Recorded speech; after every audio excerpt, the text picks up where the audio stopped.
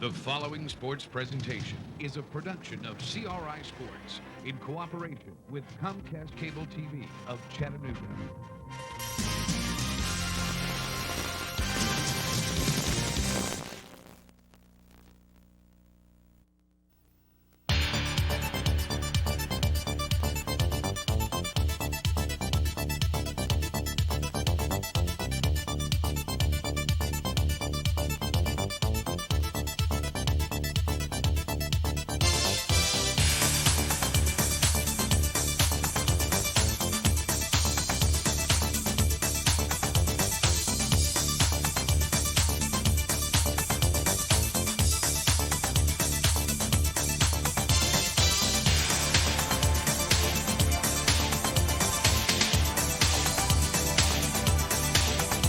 They played in the mud, and Red Bank a surprise winner over Soddy Daisy. Hard-fought game, 7-6. This year, a beautiful evening here at Findley Stadium as the Lions and Trojans square off in one of the biggest high school games ever to be played in Chattanooga.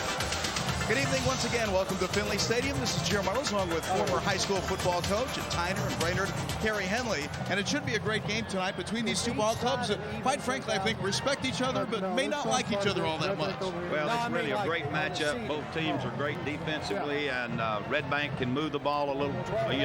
They spread it out a little bit. Soddy Daisy runs the wing tee, and really, Red Bank has been really strong against defense in the wing tee. They shut Cleveland out there and held them down, and Cleveland's really improved from the first of the year when Soddy Daisy played them.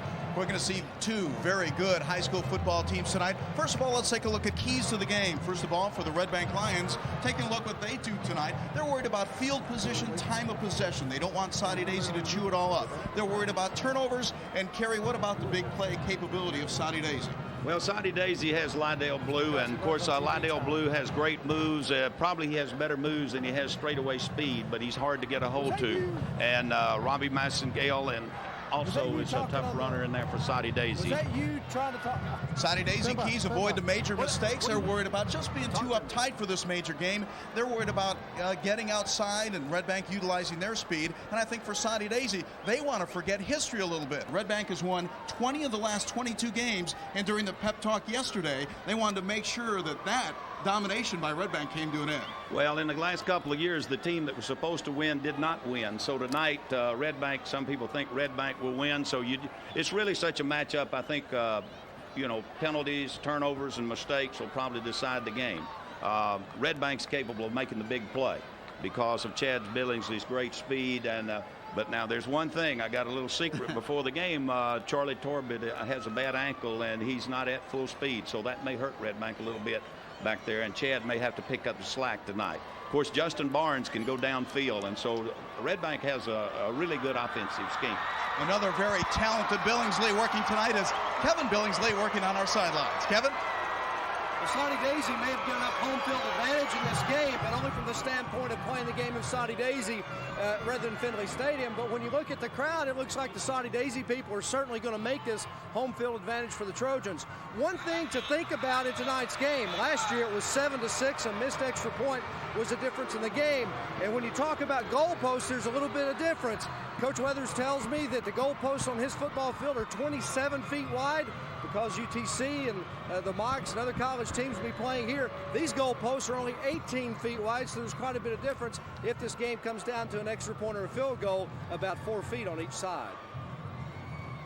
Chance for a lifetime for a lot of these players playing here at Findley Stadium. Great atmosphere for high school football. We'll check the starting lineups for both the Trojans and the Lions when we return to Findley Stadium in just a moment.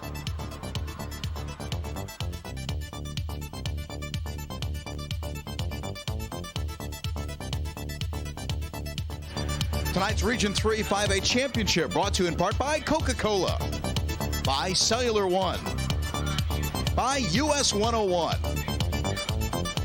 by the Light Fitness Sports Medicine Center, by Herb Adcock Chevrolet, by Pioneer Bank, by the Arcarn Healthcare, by Dale Buchanan and Associates, by All-Star Homes, and by the Center for Sports Medicine.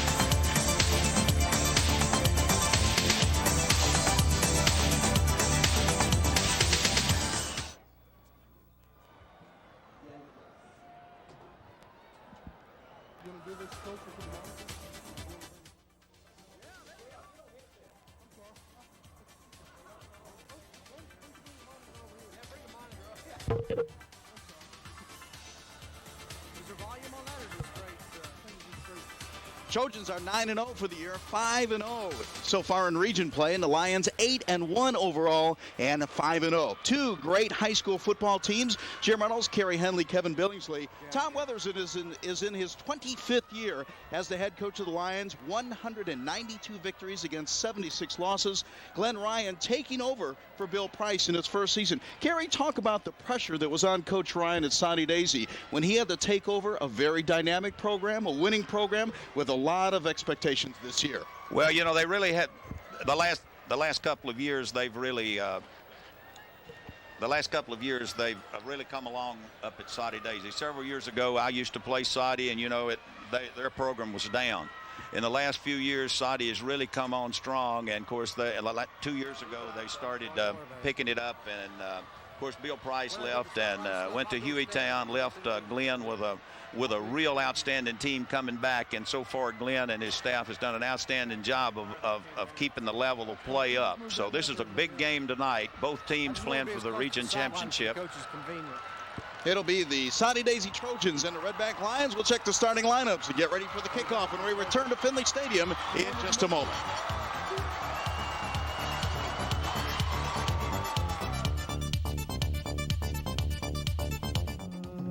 Unspoken words.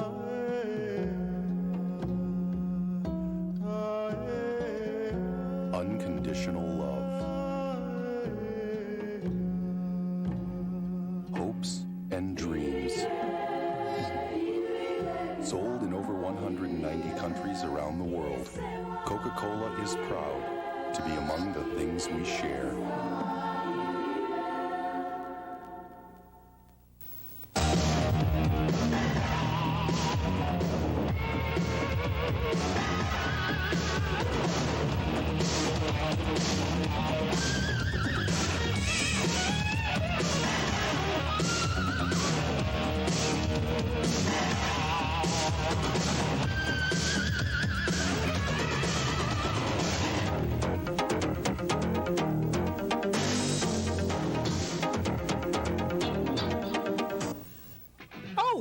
Can you believe it? US 101 has been voted Station of the Year for the third year in a row.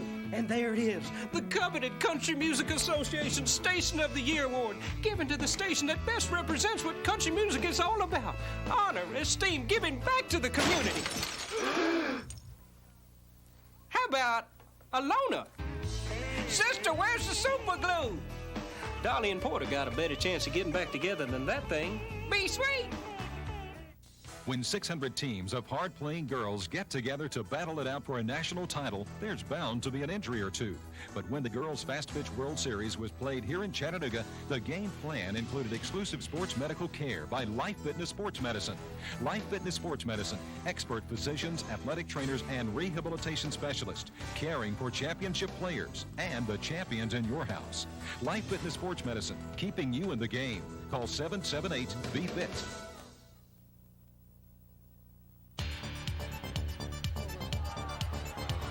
I can still do audio. Welcome back to Findley Stadium, where this evening it is the Region 3 5A Championship between the Redbank Lions and the Trojans of Soddy Daisy. The game is the marquee game in the city tonight, although there are a lot of high school football games to be played this evening, and we will be able to keep you up to date on all the other games that are going on. But Kerry, when you consider 3 of the top 4 running backs in the city are in action tonight, and 2 of the top 4 passers are in action tonight, it has all the makings. Championship game, marquee players, obviously beautiful surroundings. I don't know what else you can ask for. Should be a great game tonight between these two ball clubs. Now, let's quickly go down to the field with Kevin Billingsley. Kevin?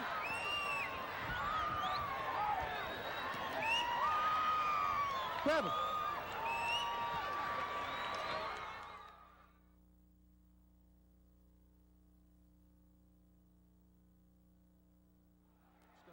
Go. Glenn Ryan in his first year as Soddy Daisy's head coach. So far, you're perfect on the season. Nerves are a little tight. The last thing we need is a clock foul up, but you're gonna wait a little bit longer, I guess. I guess so. I don't know what happened to the clock, but it's messed up. But that's part of it. You get used to those things, and you expect unexpected. And hopefully the kids kind of relax a little bit over this, and we'll be ready to play ball. I guess the kids on both teams, Red Bank and Soddy Daisy, maybe the Butterflies are a little bit bigger than normal. Oh, this is a big-time environment. I mean, let's face it, this is big for both communities and both teams, and you know, it's something special. Something special. Some of these guys may never see this again. Last question: you're going up against the master in this area. Tom Weather's been around a long time, 25 years. You've been at Soddy Daisy. You know what this means. Oh, it's a very big ball game for both communities, and you know, let's face it, that's a tough man to beat over there, you know, but we're going to go out and give it our best shot. All right, good luck, Coach. Hey, thanks for taking the time out. Jim, we talked about the goalpost possibility of narrowing things down a little bit for the kickers out here. One thing I did talk with both coaches about before the game, the possibility of the nerves and would it change their game plan. Are they going to kind of throttle the teams back early in the first quarter? Both coaches said we don't need to throttle it back. They've played in front of big crowds before. They're going to play the ball game just as they would at any other stadium. You can see the captains for Red Bank out on the field right now as we prepare for the coin toss, and I'm guessing that's the entire senior class for the Red Bank Lions taking on Soddy Daisy. Captains Chuck Losey, Durant Smith, Calvin Billingsley for Soddy Daisy. Captains for Red Bank, Cody Robinson, Philip Rich, and Ryan Robertson. So it'll be a great game tonight. Talk about, I thought it was a gutsy move on the part of Soddy Daisy to play this, their home game, Soddy Daisy's home game, in this facility. Obviously, there are some great things about the facility, but if you saw the game a couple of years ago when Soddy Daisy hosted, you talk about a home field advantage. They had people lined up on the track, 5 and 6 people deep. So I think they lose a little bit of the home field advantage playing it here on the south side. Well, maybe Bill Price knew he was leaving when he made that decision, but really it does make it a neutral site tonight, and it's, of course, both teams are going to be keyed up a little bit based on the fact that it's a new facility and it's a lot larger than the ones that they're used to playing in. But after the first couple of series of the game, they'll settle down and forget where they are, and it'll be all, you know, concentration and hitting. I look for a little motion early in the game, maybe an offsides here or there, somebody jumping. But when the adrenaline slows down a little bit, then I think everything will smooth out.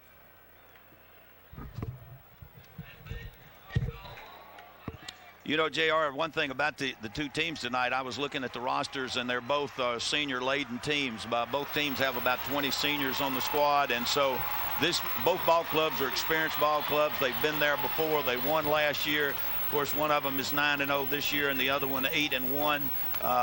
So I think the loss that Red Bank had at Ray County probably was sort of something that happened at the end of the ball game. I think probably Red Bank had the better football team, but a couple of errors right at the end of the ball game, and the game turned from Red Bank's lead to about a 10-point win for Ray County. Yeah, Ray County won that game September 26, 31-17, and I think the Red Bank people say that was their wake-up call. For Soddy Daisy, they said, we had our wake-up call against Baylor when we won that game 37-32. He says, it's much more fun to get that wake-up call when you win than a wake-up call when you lose. Right, JR, and the thing about it is, you know, if you're winning and you win, sometimes the kids sort of get lackadaisical and think it's going to be easy, and, you know, you have to get up for every football game, and you got to be ready to play because it's a game of emotion, and the team that has the most emotion normally wins if they can keep it at a high level.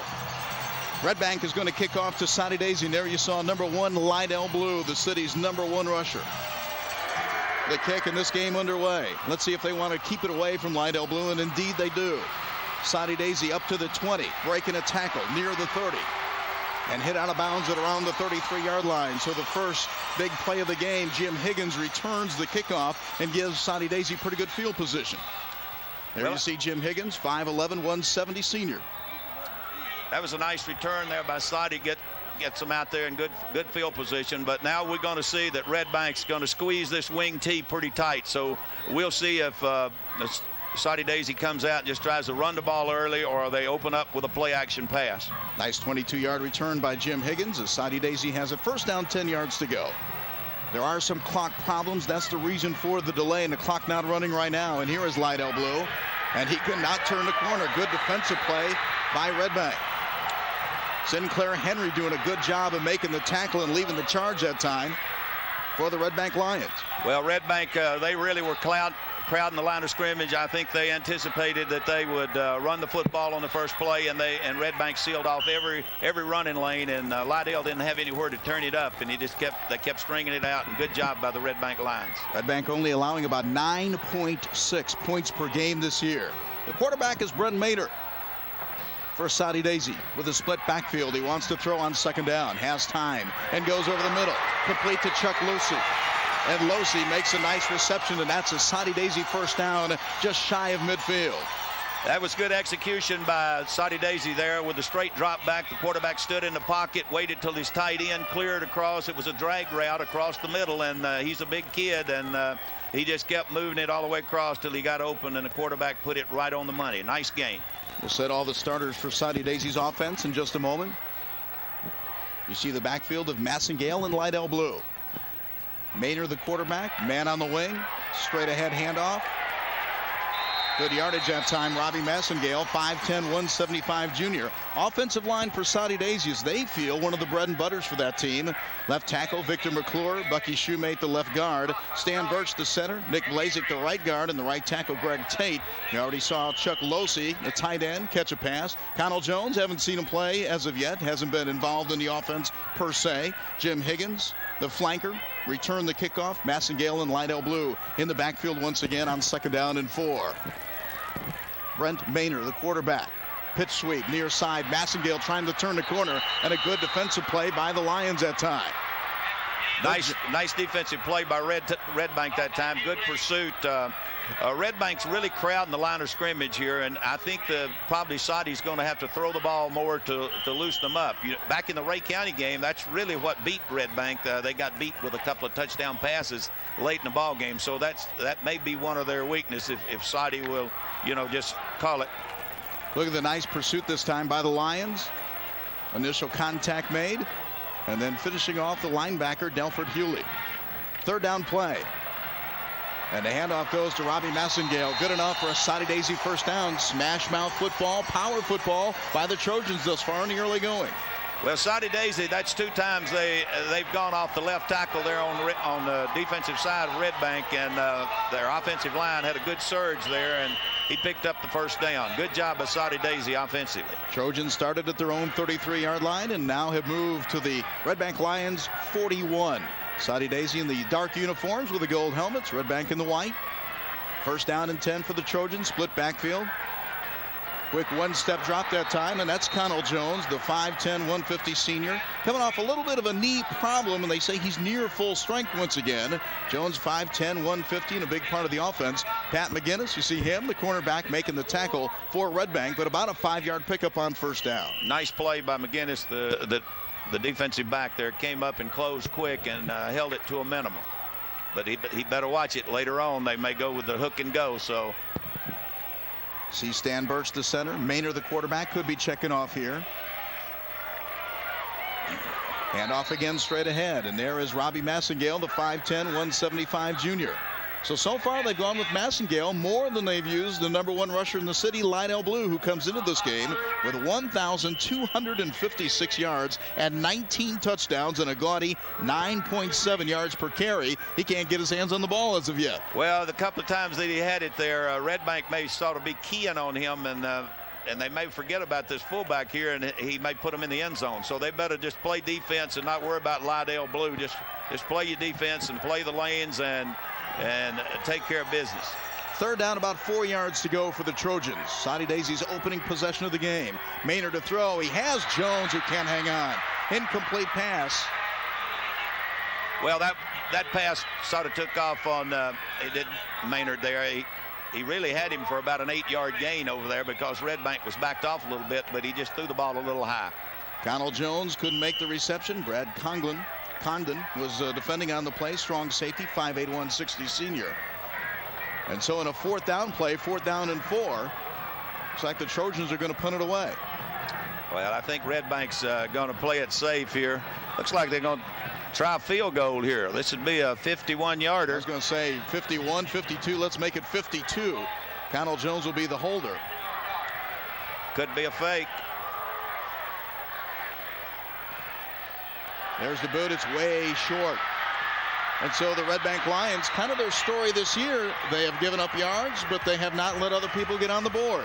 So the first scoring opportunity of the game, nothing on the board for Soddy Daisy. Red Bank will have the ball when we return to Findley Stadium. Trojans and Lions for all the marbles here at Findley Stadium on the south side.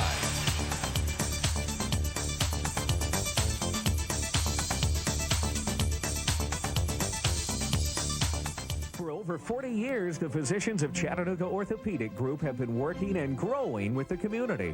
The group brings together specialists in the fields of sports medicine, spinal disorders, adult reconstructive, and hand surgery. With 7 surgeons working out of 3 locations throughout Chattanooga, this comprehensive practice, the Chattanooga Orthopedic Group, can bring caring professionals together with you when you need them most. To find out more, call the Chattanooga Orthopedic Group, 624-2696. Howdy, folks. Wrecking Ball Billy here, heading out over I-24 close to Jernigan's Furniture. And because of the highway mess down there, every piece of furniture is just 48 cents on the dollar, plus $25 holds anything till Christmas at Jernigan's Furniture. Over 400 room settings, including these Queen Anne oak tables, $119 each. Ashley 5-piece cherry dinette, $369. Remember, because of the highway mess, everything is 48 cents on the dollar and $25 holds it all at Jernigan's Furniture, South Terrace, Chattanooga.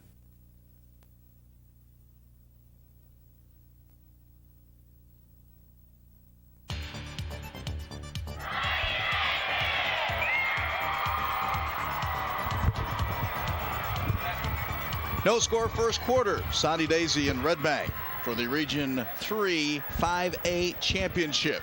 Good crowd on hand here at Findley Stadium. Trojans and Lions as Red Bank now on offense for the first time tonight. That means we'll see Justin Barnes, junior quarterback, 6'3", 175-pound junior, has already thrown for over 1,000 yards this year. Red Bank will have it 1st and 10 on their own 20-yard line. Wide receivers left and right. Barnes, the quarterback, they send a man in motion. Little power sweep with Chad Billingsley, the ball carrier. Tries to turn the corner and picks up good yards on 1st down. Very talented backfield for Red Bank with Billingsley and Torbett.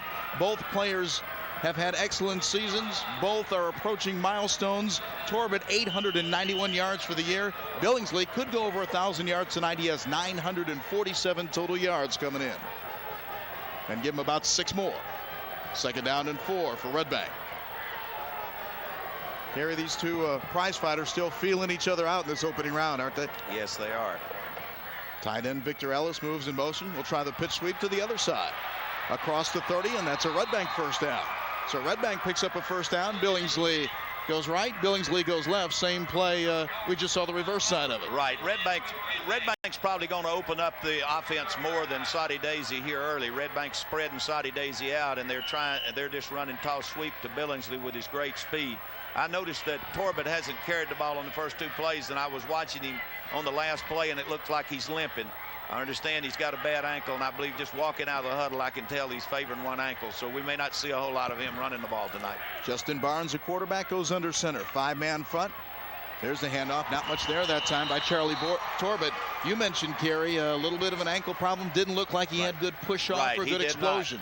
Right, you could tell it right there. He tiptoed. He was feeling his way into the line there, and I watched him on the lead block on the sweep with Billingsley on the previous play, and he was sort of gimpy going out there after his block. So I'm not sure he's going to be much asset offensively there. It'll be 2nd down and 10 for Red Bank. Again, they move the tight end. Hammond in motion.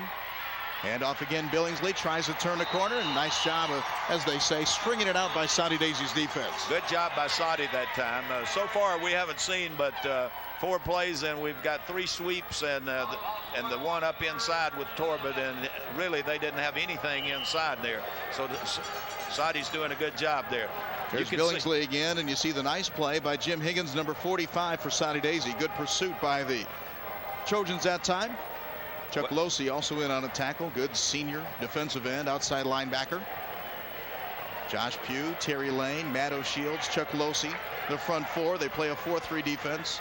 Calvin Billingsley, Josh Morris, Durant Smith, linebackers for Soddy Daisy. Higgins and Dodd. And there comes the blitz, and there goes Justin Barnes. Good job, and there is Chuck Losey, the 6'3", 240 senior. College scouts are looking at him, Kerry, and you can see he got in the backfield in a hurry. Right, they came with sort of a blitz off of that weak side over there, the defensive end, and they also brought another man there, and really Barnes, when he turned around, they were already there. So not much protection on that play.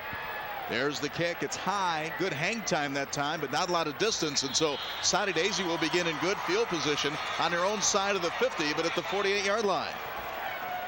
Well, I think the first series there by Red Bank shows that Torbett's not going to be a big asset tonight. No score first quarter of the game. Soddy Daisy will have the ball when we return to Findley Stadium. No score first quarter. Championship game on the line.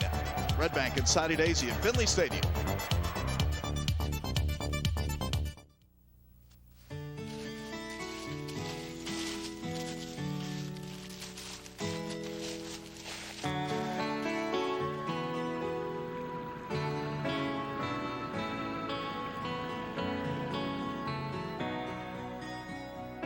It wasn't always easy to get to your hometown bank. Today, Pioneer Bank is only minutes away. Pioneer Bank. Strength, quality, service. For most of us, a 30-minute drive is too long when we need medical attention. Right here in our community, the Archon Center for Healthcare offers urgent care for acute illness and injury. But urgent care is just one of our services. Family physicians oversee a medical center that is designed for the entire family, a checkup for grandmother, or a stress test for dad. Quality medical care shouldn't mean a long drive to the city. With the Archon Center for Healthcare, it doesn't. Tell me, my daughters, which of you doth love me most, Goneril? Sir, I love you more than word can wield the matter. Dearer than eyesight, space, and liberty. Regan, speak. She comes too short. I find I am alone felicitate in your dear highness love. Now, what shall Cordelia speak? I brought unto you a treasure of Coca-Cola, colder than a witch's extremities. You rule, my fairest daughter.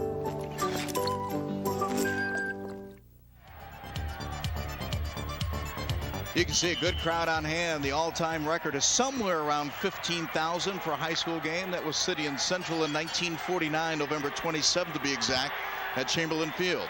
Having some clock problems tonight. We know we're in the first quarter, and we know there's no score. And we know Soddy Daisy with the possession. Bad exchange, but I think the Trojans able to recover that bad snap or bad exchange.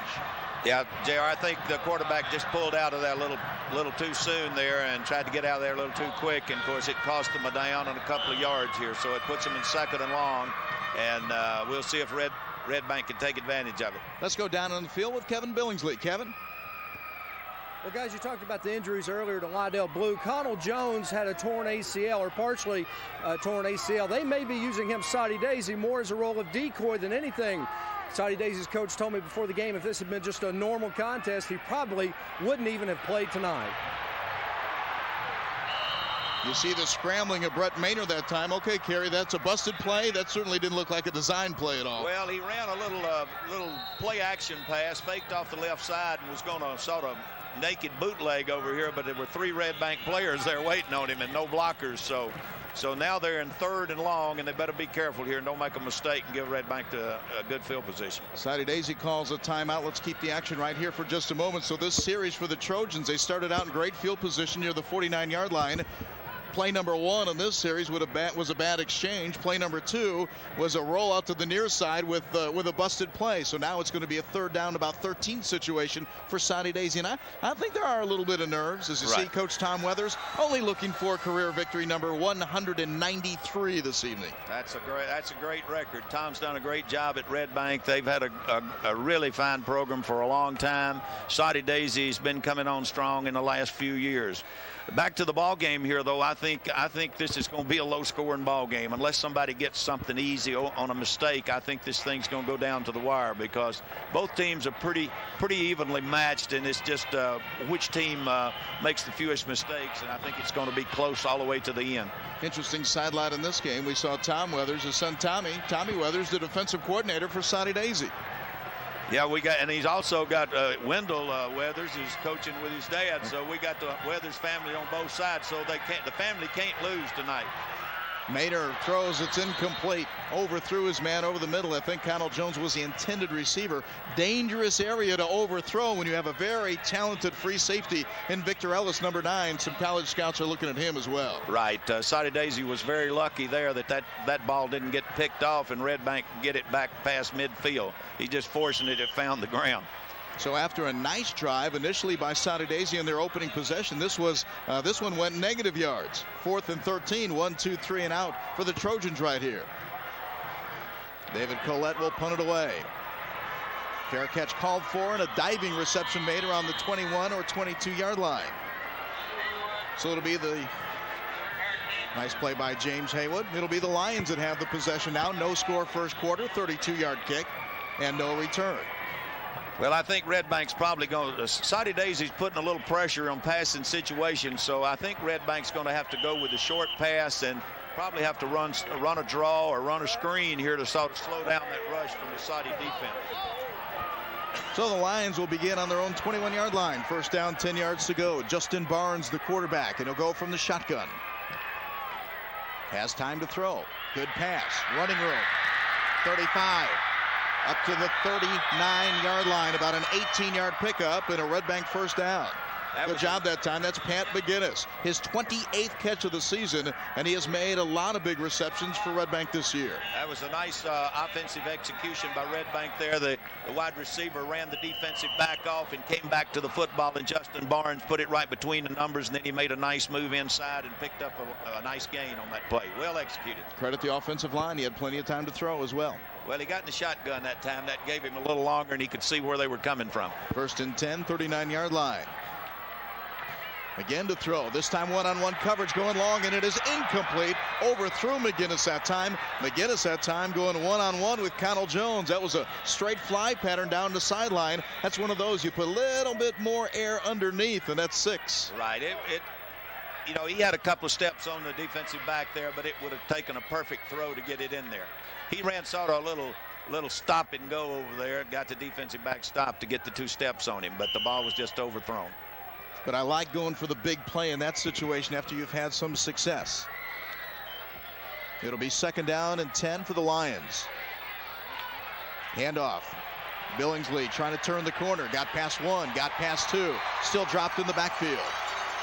Chad Billingsley, the junior. JR, what Red Bank has done on this offensive series, I see they've taken Torbett out and gone to the shotgun here. I think they realized on that first series that he's not, not capable of going full speed. Philip Sandifer, the left tackle for Red Bank. Miguel Crawford, the left guard. Wes Cameron is the center. Paul Weaver, the right guard. David Jolly, the right tackle. Victor Ellis, the tight end. Third down and long. Third down, about 13, maybe 14 yards to go for Red Bank. From the gun once again. Underneath is Ellis, the tight end, with running room at the 50. He's got the first down. He spins down to the 45-yard line. Soddy Daisy coming on the blitz. Red Bank guessed right with a quick pass to the tight end, Victor Ellis, and then he broke a tackle or two and made some big plays. Picked up 19 yards and a first down. That was a well-executed middle screen to the tight end. That solves your pass rush. You can either run draws or you can run quick screens. That time they chose the middle screen to the tight end, and it was a great call and a well-executed play, and it took advantage of the rush. Red Bank moves into Soddy Daisy territory for the first time tonight. Barnes will go from the shotgun again. That motion here on the left side, a lineman move for Red Bank, so they're going to be in a 1st and 15 situation. That's the first penalty of the night. It'll be a 5-yard walk-off against Red Bank. So Red Bank, instead of having it 1st and 10 at the 46-yard line, they'll move back into their own territory at the 49. So Red Bank on their own 49-yard line, first down, 15 yards to go. There you see the head coach of the Trojans, Glenn Ryan, replacing Bill Rice.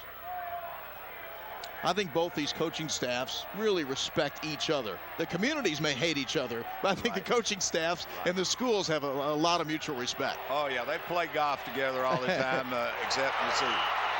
Losey with a big play for Soddy Daisy that time. Good penetration, and that time Justin Barnes, the quarterback, had it batted right back in his face.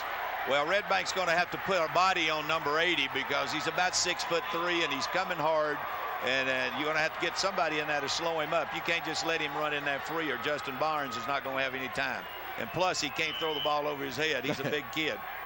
Chuck Losey is 6'3", 240, and a senior. So it'll be a second down play, 2nd and 15. Red Bank on their own 49-yard line. 2nd and 14. Interesting. Justin Barnes will go back under center, and they get rid of the shotgun at least for a play. Victor Ellis goes in motion. Backside, they never saw. Durand Smith, the linebacker for Soddy Daisy.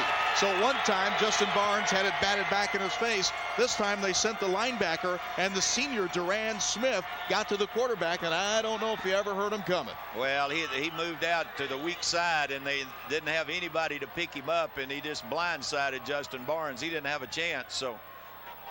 Look at that nice blind side. You see Chad Billingsley tried to pick him up, but too late right there, and it's going to set up a third down about 19.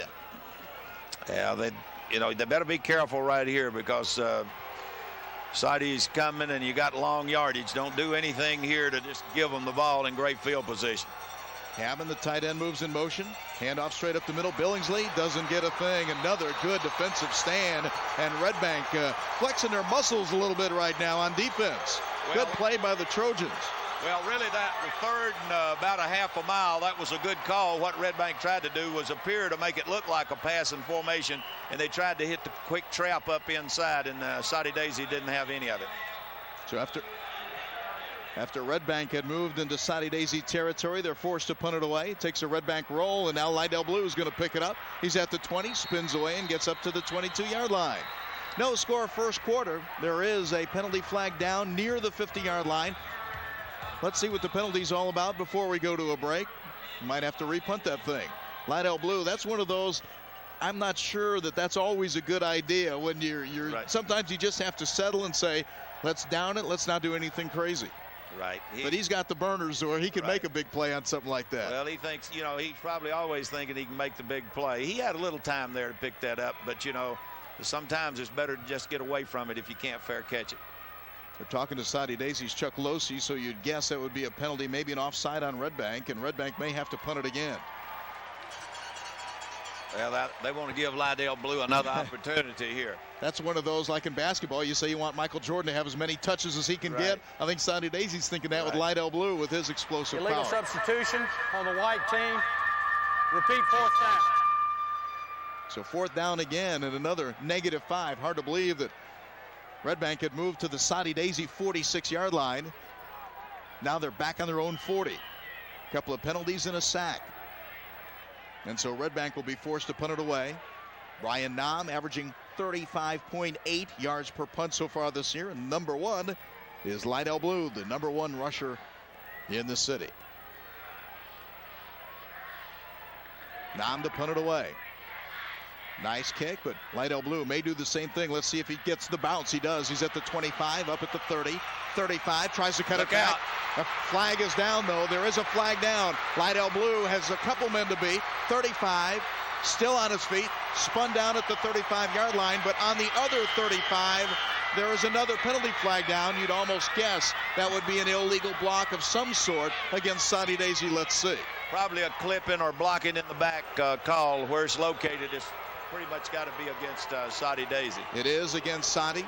And it's going to nullify about a 35-yard punt return and great field position for Soddy. 39-yard punt and a 45-yard return. And now I guess we understand why they want Lydell Blue to touch the football as much as possible. Almost came up with a huge play for the Trojans. Someone with the illegal block.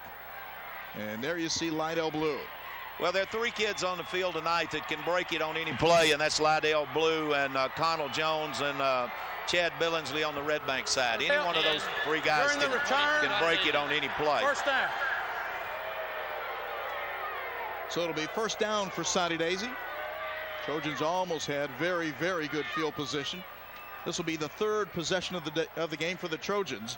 And there is timeout on the field. No score first quarter. Trojans and Lions squaring off. Someone's going to suffer their first region loss of the year.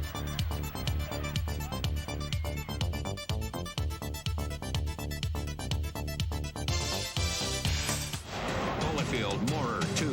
World Heavyweight Championship. 104 Championship fight Saturday, November 8th. Sponsored by Budweiser. Live on pay-per-view from the Mirage. Evander, you beat everybody. Except Holyfield versus Moorer 2. To order, call 1-800-413-BOX. Addressable converter required. If you've become disabled, you may have to wait months for the Social Security Administration to award you benefits. Wouldn't you like to know an attorney who can make that long wait worthwhile? Dale Buchanan can help. For more than 20 years, he's been fighting the system for people just like you. Nobody can make the wheels of justice turn any faster, but I believe that I can improve your chances of winning in the end. Together, we'll fight for your money. For your free consultation, call 894-2552. After all, it's your money. John Sanders is alive today thanks to Erlanger's emergency and surgical teams. And we'll take care of you just like we did John.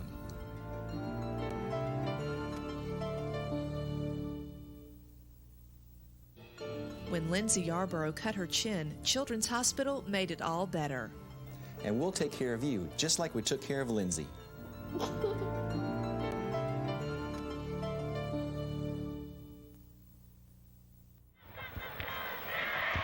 There you see the head coach of the Lions, Tom Weathers, scoreless game. Still in the first quarter, again having some clock problems on the big scoreboard here at Findley Stadium. So we know we're in the first quarter, but don't know the exact time. Soddy Daisy on their first possession missed a long field goal. There's 15 more seconds in the first quarter. Soddy Daisy with the possession. They'll begin on their own 20-yard line, first down and 10 yards to go. Nice running play, nice pickup on first down. That just straightaway dive there to Lydell Blue there, and they got a good seam there for him, and he picked up about 5 or 6 yards there. Good job by the offensive line of Soddy Daisy, and Lydell hit in there real good. Lydell Blue averages 9.7 yards per carry. I think I'd give him the ball a couple of times. Well, he's going to get it a lot of times tonight. But both of these teams they have real good football teams, and they're well coached. So I really don't see a whole lot of scoring in this ball game. First quarter comes to an end. No score. Lions and Trojans. Second quarter comes your way in just a moment here on Comcast, Cable Channel 46, and CRI Sports.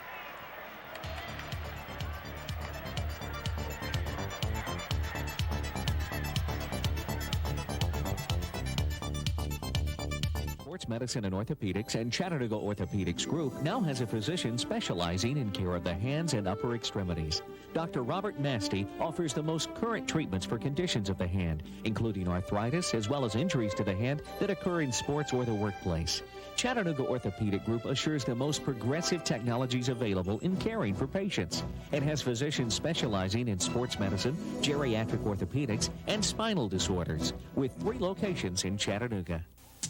The time to buy is right now at All-Star Manufactured Homes. It's your chance to save hundreds, even thousands of dollars. And right now is your chance to get a great new or pre-owned Fleetwood home with just 5% down and up to 30 years financing.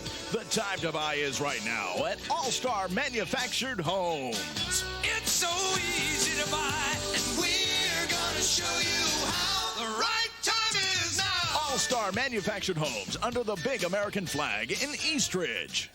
For hard-hitting, fan-rocking excitement, go center stage with the Tennessee Volunteers. Even if you can't get a ticket to the game, take a seat with a video seat for the best action in town. Saturday, November 8th, the Tennessee Volunteers host Southern Miss. Catch the excitement live on video seat pay-per-view. Call your local cable operator and hit the field for non-stop action. Available on Comcast Home Theater. $24.95 advance, $29.95 day of game. For more information, call 855-4300. Addressable converter required. No score as the second quarter gets underway. It'll be a second down play. Second down about 3, maybe 3.5 yards for the Trojans. Soddy Daisy with the possession. Total yards for Red Bank in the first quarter, 34 yards. For Soddy Daisy, 36. But there you see the rushing yards. Red Bank with the -3, and of course the quarterback sacks included in that number. Mater, the quarterback, handoff goes straight up the middle, and Lydell Blue just was a blocking back that time. They go to Robbie Massengale. Well, that time Soddy Daisy came out of their wing T there and had 2 wide outs to this side and just tried an off-tackle play to the split side there. They didn't really have all those people blocked, so not much going there. But just enough for a first down, so it'll be a 1st and 10 situation. 1st and 10, yes, the clock is indeed working. So we're early in the second quarter, clock running here at Findley Stadium. Soddy Daisy with the possession. Trojans on their own 31-yard line. There you see the wing, and there's Lydell Blue looking for a block, trying to turn the corner. and Victor Ellis. Two very talented players. Lydell Blue able to turn the corner, and a late penalty flag goes down as Blue was hit. I'm not sure if it was out of bounds or not. I think they ruled he was already down and took one more pop. One too many. That was a great job of running by Lydell Blue there. They were in the wing tee to the right, and they ran the sweep to that side, and he made dips up inside like he was going to cut it up inside, and Red Bank's defense hesitated, and then he turned it on to the outside.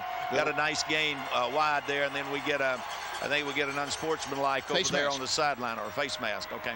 Major face mask, and so defensive team, first down. It'll be 1st and 10, Trojans. Soddy Daisy moving into Red Bank territory around the 42-yard line. Officials for tonight's game doing a good job as always. I would never criticize officials. Quick pass. Hitch looking for Jones. Batted away nicely. Good job that time by McGinnis, but then the late flag comes down. McGinnis thought he had good coverage that time. Senior 5'10", 165. Looks like pass interference will be called on Red Bank. Well, you know, I think the pass interference could have gone either way there. I thought it was good defensive play by the Red Bank player, and the offensive player sort of bumped into him. But one thing about offensive pass interference. So. I thought it looked like that, but you know, most of the time they call it on the defense there. So that's a break for Red Bank there. Most of the time that call will go the other way. It was Connell Jones and Pat McGinnis who were battling one-on-one, and McGinnis played it clean. It was Connell Jones that was called for the pass interference on the blue team. Right.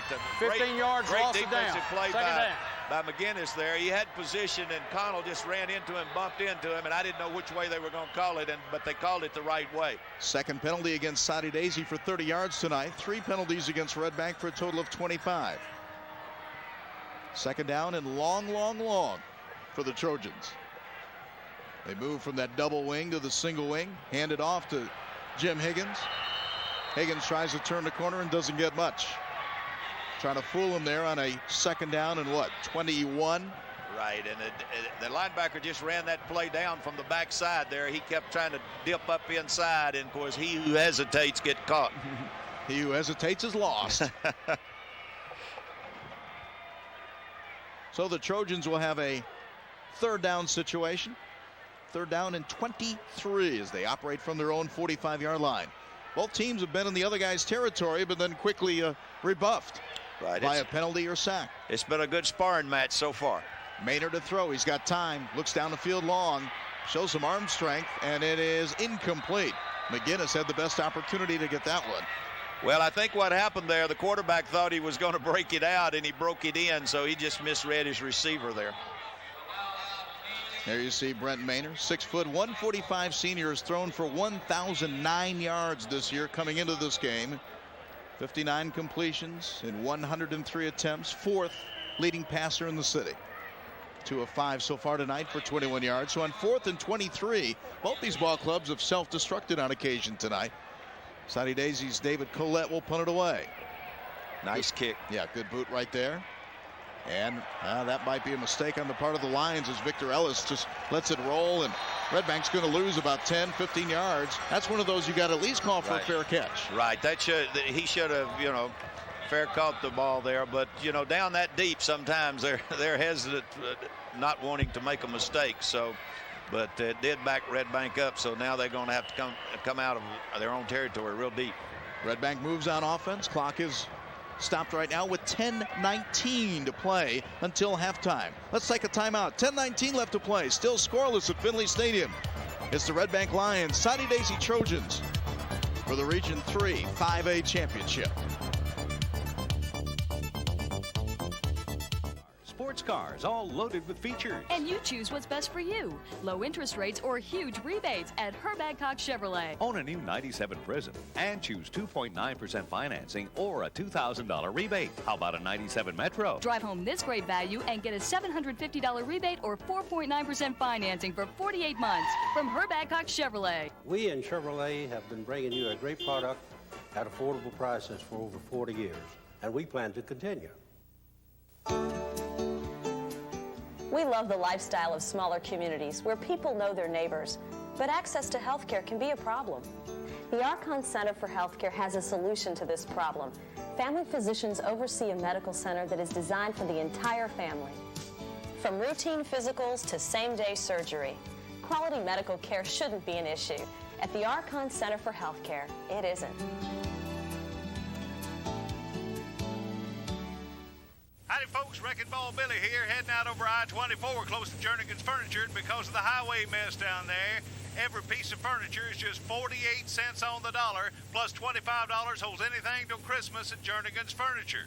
Over 400 room settings, including this 4-door Cherry Curio, $199, Catnapper Handle Chase Recliner, $296. Because of the highway mess, everything is 48 cents on the dollar and $25 holds it all at Jernigan's Furniture, South Terrace, Chattanooga. Welcome back to see some of the big crowd here at Findley Stadium. The side we're on, the Soddy Daisy side, is all but full. The Red Bank side, a great crowd there. And some people are on the pavilion side and plaza side, so they may have the record crowd tonight. I'm gonna make a wild guess, about 13-5, I think, here now. I'd take the over on that mark. First down and 10 for Red Bank. Hand off, tailback, and a nice defensive play by Soddy Daisy. Really, that was a good defensive play by Soddy Daisy. And so far on each series that Red Bank has had the ball, when they tried it up inside, they haven't had any running room at all. So Soddy Daisy's winning the defensive battle inside the tackles. They've gained a little yards on the outside, but and on passes and screens, but not right up the middle. I want to say thanks to Steve Luss helping us out this evening. No one knows more about Red Bank High School football than Steve, although he is totally impartial tonight, right? I think that's a lie. It'll be second down for Red Bank. Pitch sweep near side. Looking for running room. Chad Billingsley took a rip or two. Well, Red Bank got a nice block on the first man on the corner, but Soddy Daisy closed fast. Two more defensive players were right there, and he didn't have anywhere to go. Good job by Soddy. I was going to say, how important is the injury to Torbett in the fact that, you know, Red Bank is a two-headed attack right with both of those running backs. Now you can key, I think, on Chad Billingsley and say we're going to take him away, make someone else beat us now. Right. Well, Torbett has been their guy that was the slasher inside. He's the inside runner, and Billingsley more or less had the speed outside. And right now they really are not doing anything from tackle to tackle offensively. Justin Barnes, the quarterback. Play action. A little bit of a reverse. And that'll be a first down. Well, that's an answer. That's a good call by Red Bank right there. They went with the reverse there. They gave flow to the right and ran the reverse because Soddy Daisy's been pursuing so hard there defensively, and that's a good call to slow it down and well executed. Ryan Robertson, the 5'10", 175 senior. Good job that time. An 11-yard pickup and a first down. First down and 10. Red Bank needed that first down just to give themselves a little breathing room if they eventually have to punt it away. And yeah, big third down call right there. Right. It was well executed too, and like you say, a nice call, and it got them out of that dangerous territory down there because they were in long yardage there and backed up. I formation once again. Torbett the fullback, Billingsley the tailback. Billingsley gets the call and straight ahead. Soddy Daisy again.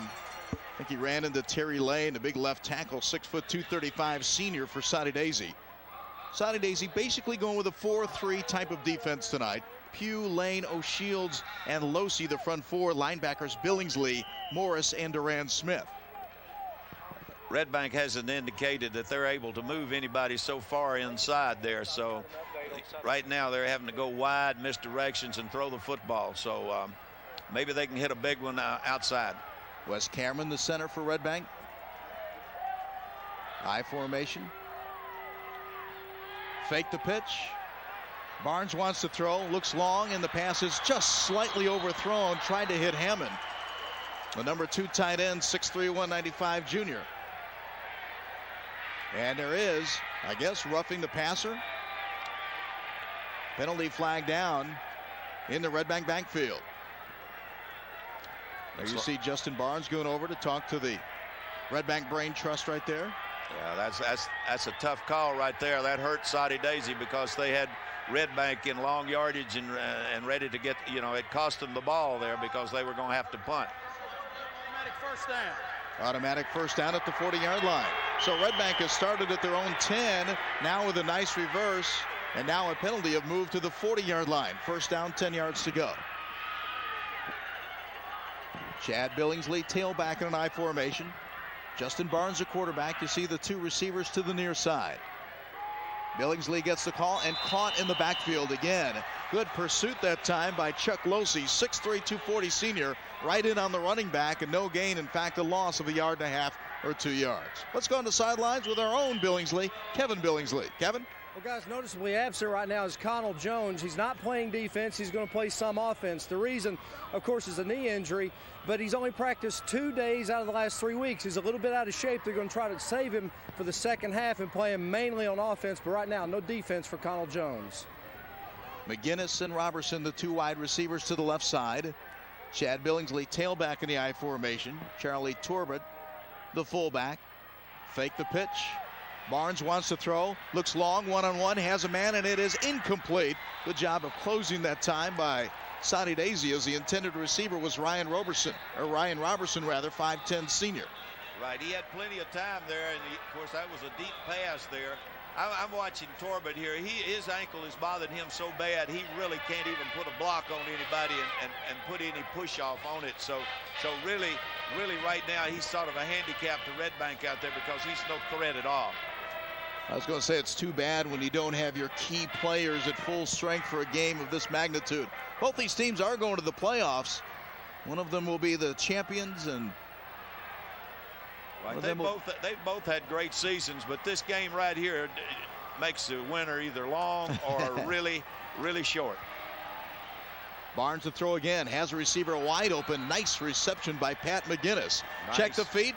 Look he found where the stick was, had to get across the 50, got his way right to the 49-yard line, went right past the yard marker and picked up the first down. Watch him keep his feet in bounds. Nice rollout by Barnes. Losey was in on him. He threw him around it this time, and watch, he made sure he stayed in bounds and made sure he got the first down. Good job by the senior.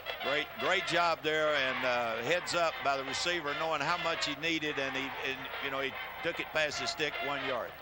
McGinnis, 2 receptions, 31 yards tonight as he picks up a Red Bank first down, and the Lions move into Soddy Daisy territory once again. Justin Barnes rolls out to the far side this time, wants to throw once again, and has a wide receiver wide open. Trying to break a tackle, does so, hit out of bounds at the 25-yard line. Another big play. I think Red Bank at this point is they hit James Haywood. They've abandoned that running game, saying we can't run on them. Let's go to our strength, which is the passing game, and they've had a lot of success. Well, Red Bank, Soddy's crowding the line of scrimmage to shut it down, and Barnes just made a great throw there. He did a half roll left, being right-handed, and he really got something on that ball, and the receiver ran a deep stop down there, and the defensive back was off of him. That was well executed by Red Bank, and it got him down in 4-down territory. 24-yard catch and another first down, 1st and 10 at the 25-yard line. Deepest penetration for the Lions tonight. Justin Barnes, now he goes to Billingsley right up the middle, picks up about 4 yards inside the 25-yard line to the 21 or 22.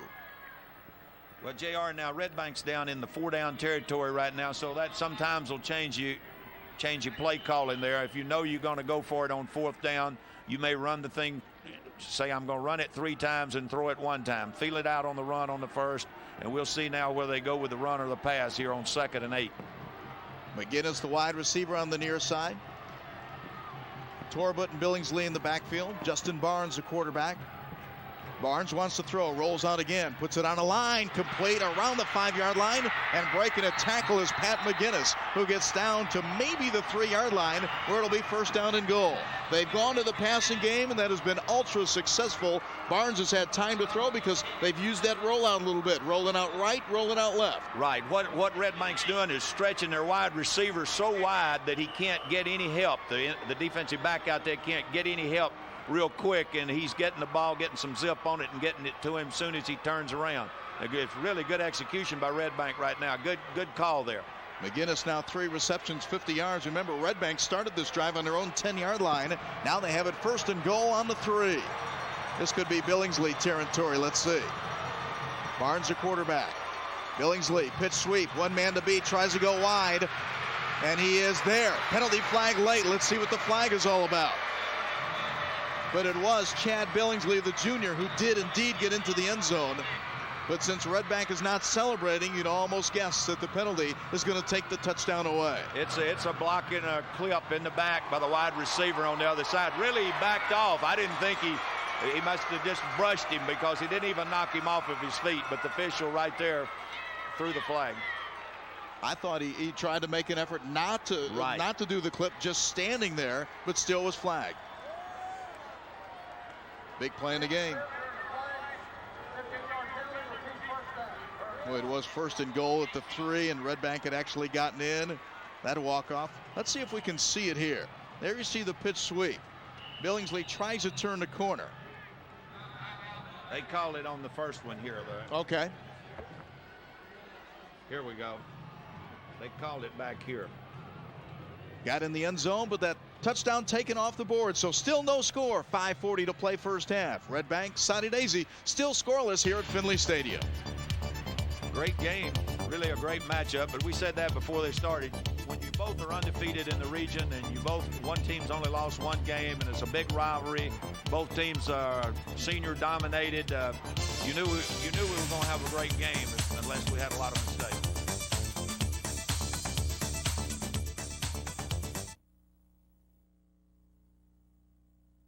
Oh, hello, can you believe it? US 101 has been voted Station of the Year for the 3rd year in a row. And there it is, the coveted Country Music Association Station of the Year Award, given to the station that best represents what country music is all about. Honor, esteem, giving back to the community. How about Alona? Sister, where's the super glue? Dolly and Porter got a better chance of getting back together than that thing. Be sweet.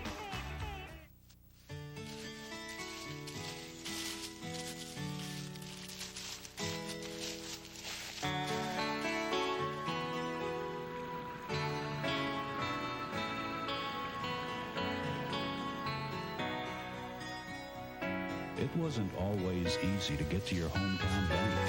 Today, Pioneer Bank is only minutes away. Pioneer Bank. Strength, quality, service. No score with 5:40 to play in the first half. Jim Reynolds, Kerry Henley, Kevin Billingsley, and our CRI Sports staff here at Findley Stadium for this Region 3 5A championship game. Both these ball clubs come into this game with records of 5-0 in the region. Red Bank's 8-1 overall, 3-1 at home, 5-0 on the road. Soddy Daisy 9-0 overall, 4-0 at home, 5-0 on the road. 12th play of the drive, 1st and goal. And the official goes down and a flag goes down as well. That time Pat McGinnis, might have been held. Right, we got a defensive holding on Soddy Daisy, so that'll get part of it back here. Flags have been important in this game. There have been some huge penalties. Right, we've had several flags, and in most cases they were called for. And they made a great call on the offensive pass interference because sometimes they call it the other way, assuming it's always on the defense. But they made the right call. Holding on the defense, 10 yards, half the distance. Repeat first down. Well, that gave Red Bank half of the yardage back and a first down again. So they back about where they were, not quite as good a shape as they were before the play they scored on. Penalties now. Soddy Daisy 4 penalties and 54 yards. They did have it 1st and goal on the 3, then 1st and goal on the 18, now 1st and goal on the 9. Pitch sweep near side. Billingsley dodges one, gets to the 5 and dives forward. Nice run that time by the 5'11", 175 junior. That's a nice cutback by Chad Billingsley there. Soddy Daisy had the play strung out and he just found a seam, ducked under one defensive player and picked up about 5 yards. Nice run. You see on the replay, there's Billingsley. Nice block. He got past 3 somehow. Look, he dove forward. I don't think he got a great spot. Look, they're putting it just inside the 5-yard line. He dove forward, and he was actually down to the 3-yard line. Well, Not a good spot. What they're saying is knee touched down back there because he was falling forward. So it'll be 2nd and goal from just inside the 5-yard line. No score in the game, but Red Bank with the best scoring threat of the night thus far. Pitch sweep to Billingsley once again. Looks for a lead blocker, cuts it in, and gets around to the 2-yard line where it'll be 3rd down and goal. 2 hard-fought yards that time. Right. Red Bank is obviously showing that they don't have any confidence at running up inside. They've either thrown the football or gone wide or gone with misdirections. So they really are staying away from tackle to tackle there. Yeah, that interior line for Soddy Daisy. Terry Lane, the left tackle. Matt O'Shields, the right tackle. One's a senior, one's a sophomore. O'Shields, 6'1", 285 sophomore. Big play in the game. 3rd down and goal from inside to 3. Man in motion is Ellis. Pitch sweep again. Billingsley looking for a little hole, and he finds it. Touchdown, Chad Billingsley, as Red Bank on the board first. Nice cut back there by Chad Billingsley. Red Bank, the blockers got hats on numbers and just occupied them, and Billingsley found the seam and scored. Nice execution. That's one of those, looking for a block and then just looking for a little crack, a little seam, a little daylight. That is a 90-yard drive for Red Bank. I had 90 yards and 14 plays. They took possession with 10:19 left in the quarter and will give it up with 3:57 left. Red Bank scores first. 7-0 football game. It's Red Bank on top of Soddy Daisy with 3:57 left to play in the first half.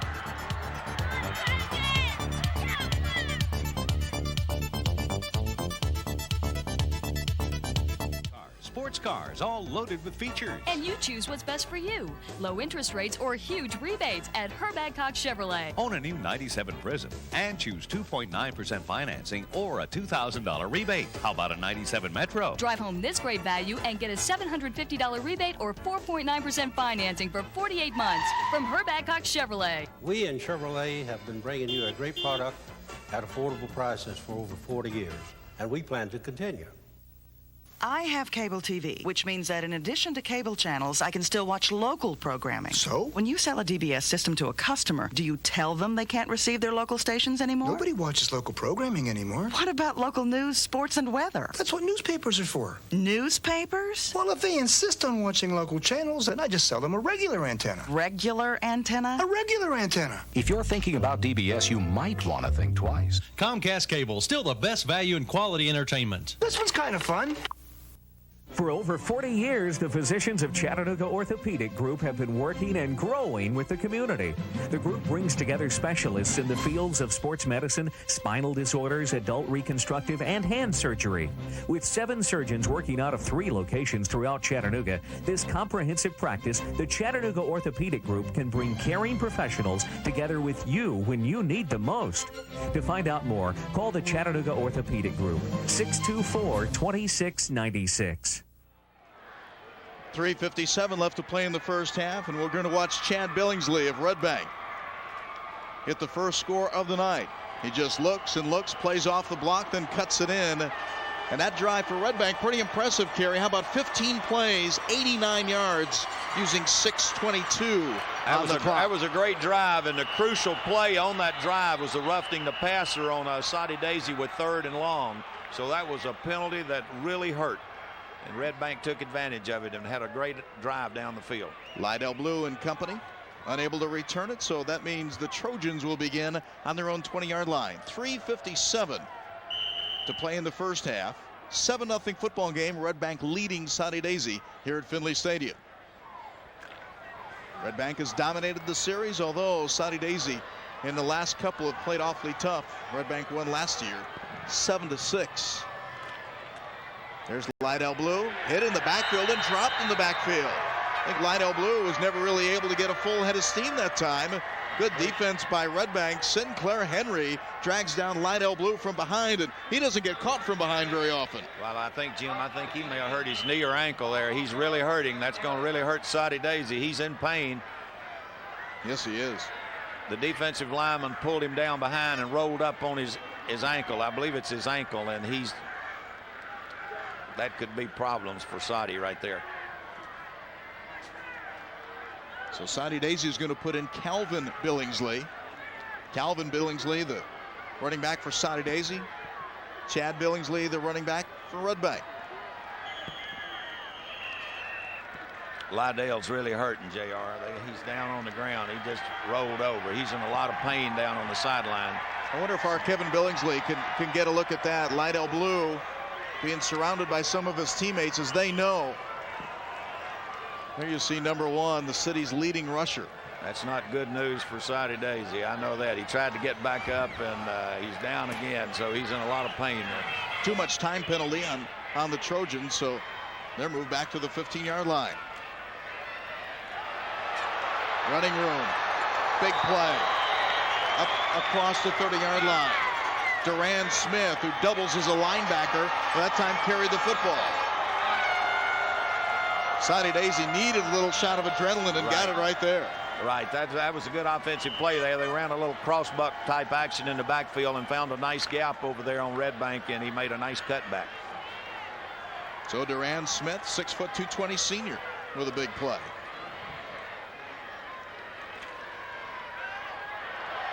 Hand off to Robbie Massengale. He lost it. I think Red Bank has it. I see mouthpieces flying everywhere out there. I'm telling you, that was a lick put on him then.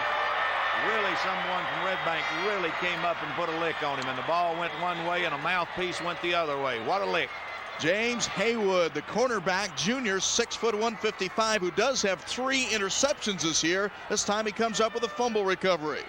Massengale goes into the stack, stripped away by Brad Condon, and then recovered by James Haywood. So another big play. First turnover of the game.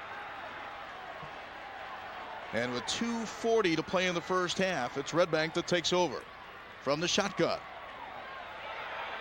Looking long, has a receiver wide open. Pat McGinnis for the touchdown. Defensive back fell down over there, and he was 20 yards behind him.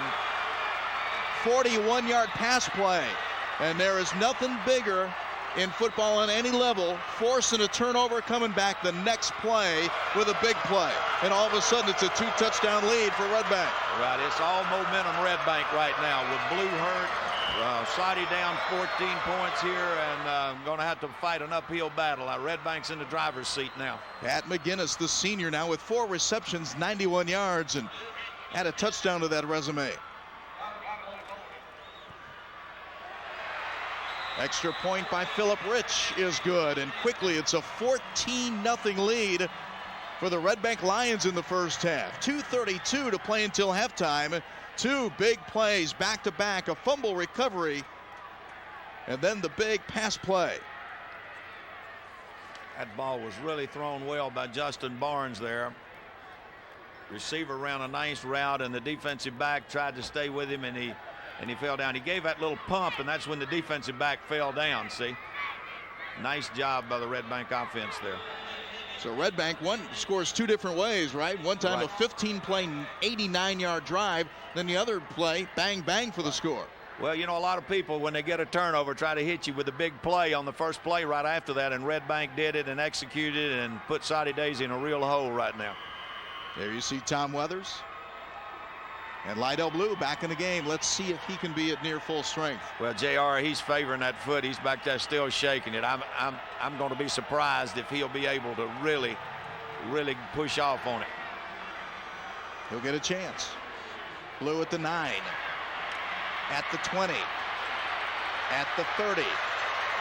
Still has another gear that a lot of people don't have. He healed up real quick, didn't he? The crowd and the adrenaline there, all of a sudden he didn't have a limp. Now he's limping back to the huddle, see? I've seen a lot of players do that. Between the lines, they're limp, or between the lines, they're full bore hog on the sideline and walking everywhere. Nice 34-yard return. When he saw a little daylight, all of a sudden the ankle healed. I was going to say, shifty runner. And a good hit out of bounds. Trojans now trail by 2 touchdowns. How important is it for Soddy Daisy to get something going in the final 2:22? Well, with two minutes and something left here, they better not give Red Bank the ball again here. They better just run this thing out and get settled down here, because they got a long way to go, and just don't do something foolish and give Red Bank another opportunity here, because Red Bank they will go deep on you. They already see they can throw the ball on the deep outs and the deep turn-ins, and then they'll hitch and go on you there. Duran Smith, nice run on first down. Robbie Massengale, number 33 for Soddy Daisy. Duran Smith, they go again. He doesn't pick up much that time. Philip Sandifer, nice tackle that time by Red Bank. Big number 79, 6'3", 268. and the college guys like him as well. Right. Got good penetration by the defensive line of Red Bank that time and stopped that little power sweep on the wing T side. There is timeout on the field with 1:46 left to play in the first half. 14-0 lead for the Red Bank Lions. Billingsley scored on a 2-yard run for Red Bank at the 3:57 mark, and that made it a 7-0 game in favor of Red Bank and a 15-play, 6-minute and 22 drive that went 89 yards. Soddy Daisy then had the possession. They fumbled. Red Bank took over on the 41-yard line, and one play later, Barnes hit McGinnis on a 41-yard pass play.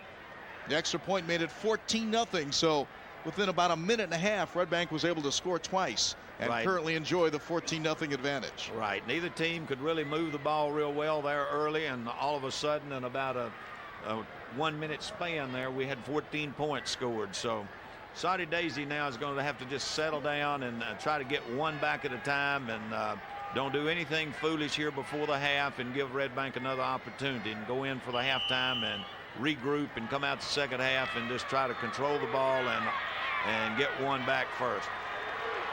Red Bank leads this all-time series 39-2 and 20 of the last 22. They're down about 3.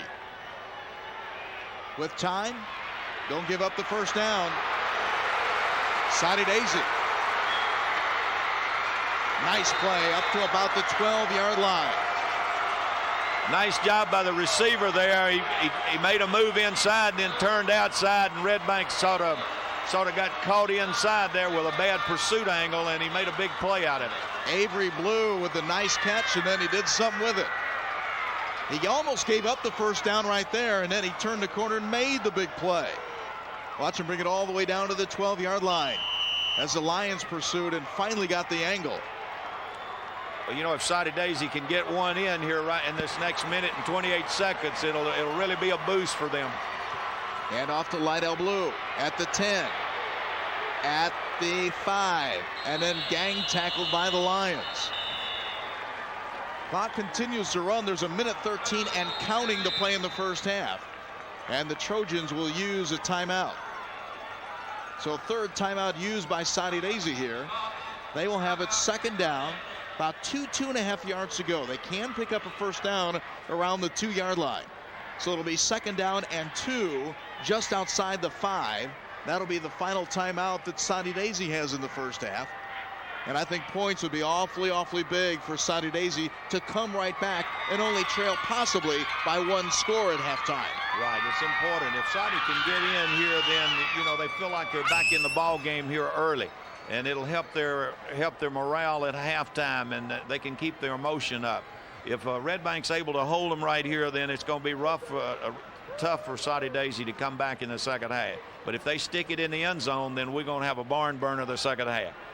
There you saw the head coach of the Trojans, Glenn Ryan, in his first year. Really has done an outstanding job taking over for Bill Price. Bill left for Hueytown, Alabama.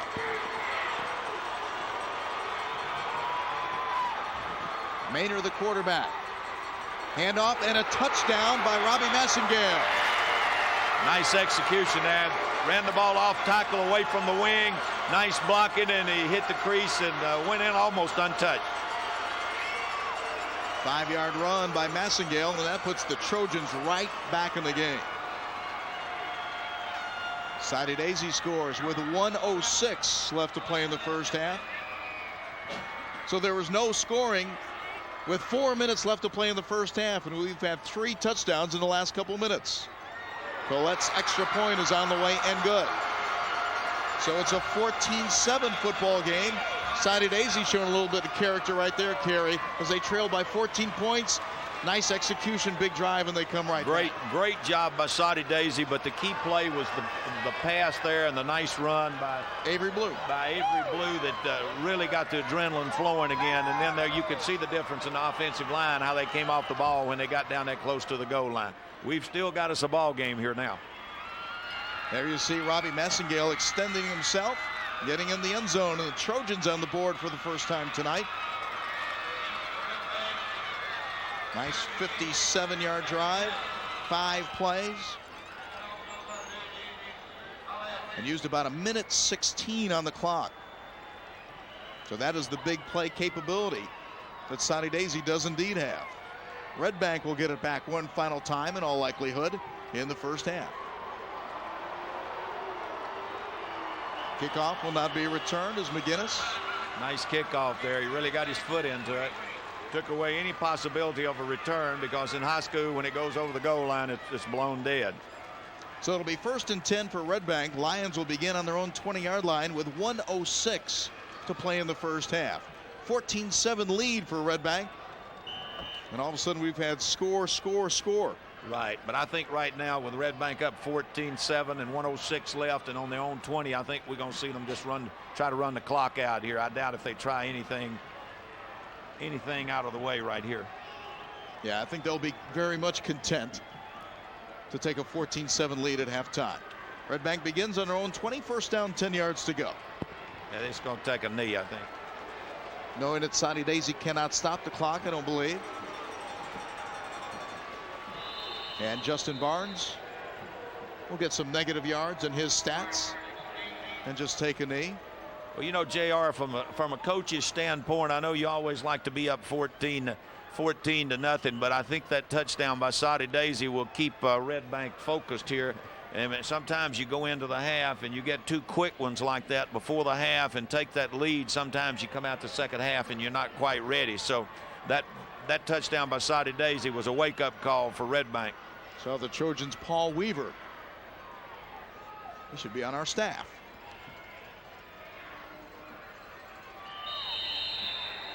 Barnes takes a knee once again with 23 seconds and counting left to play in the first half. That'll be the last play of the first half.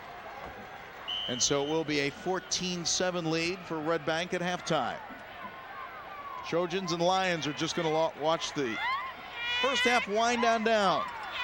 It was kind of a feeling out process for a long time, and then all of a sudden in the last 4 minutes of play, two quick scores by Red Bank, and then Soddy Daisy came right back. 14-7 lead for the Lions at halftime. Good first half here at Findley Stadium. Entertaining first half, and you see part of the big crowd on hand for tonight's game. Trojans and Lions put on a pretty good show through one half of football. Red Bank leading Soddy Daisy 14-7. We'll be back with more from the Max Findley Stadium on the south side of Chattanooga. For the region is the exclusive sports medicine provider for the Greater Chattanooga Sports and Events Committee, host of the Division I AA National Championship game, and Findley Stadium, which means that thousands and thousands of athletes depend on Life Fitness to take good care of them. Life Fitness Sports Medicine, expert physicians, athletic trainers, and rehabilitation specialists caring for championship players and the champions in your house. Life Fitness Sports Medicine, keeping you in the game. Call 778-BE-FIT. Unspoken words.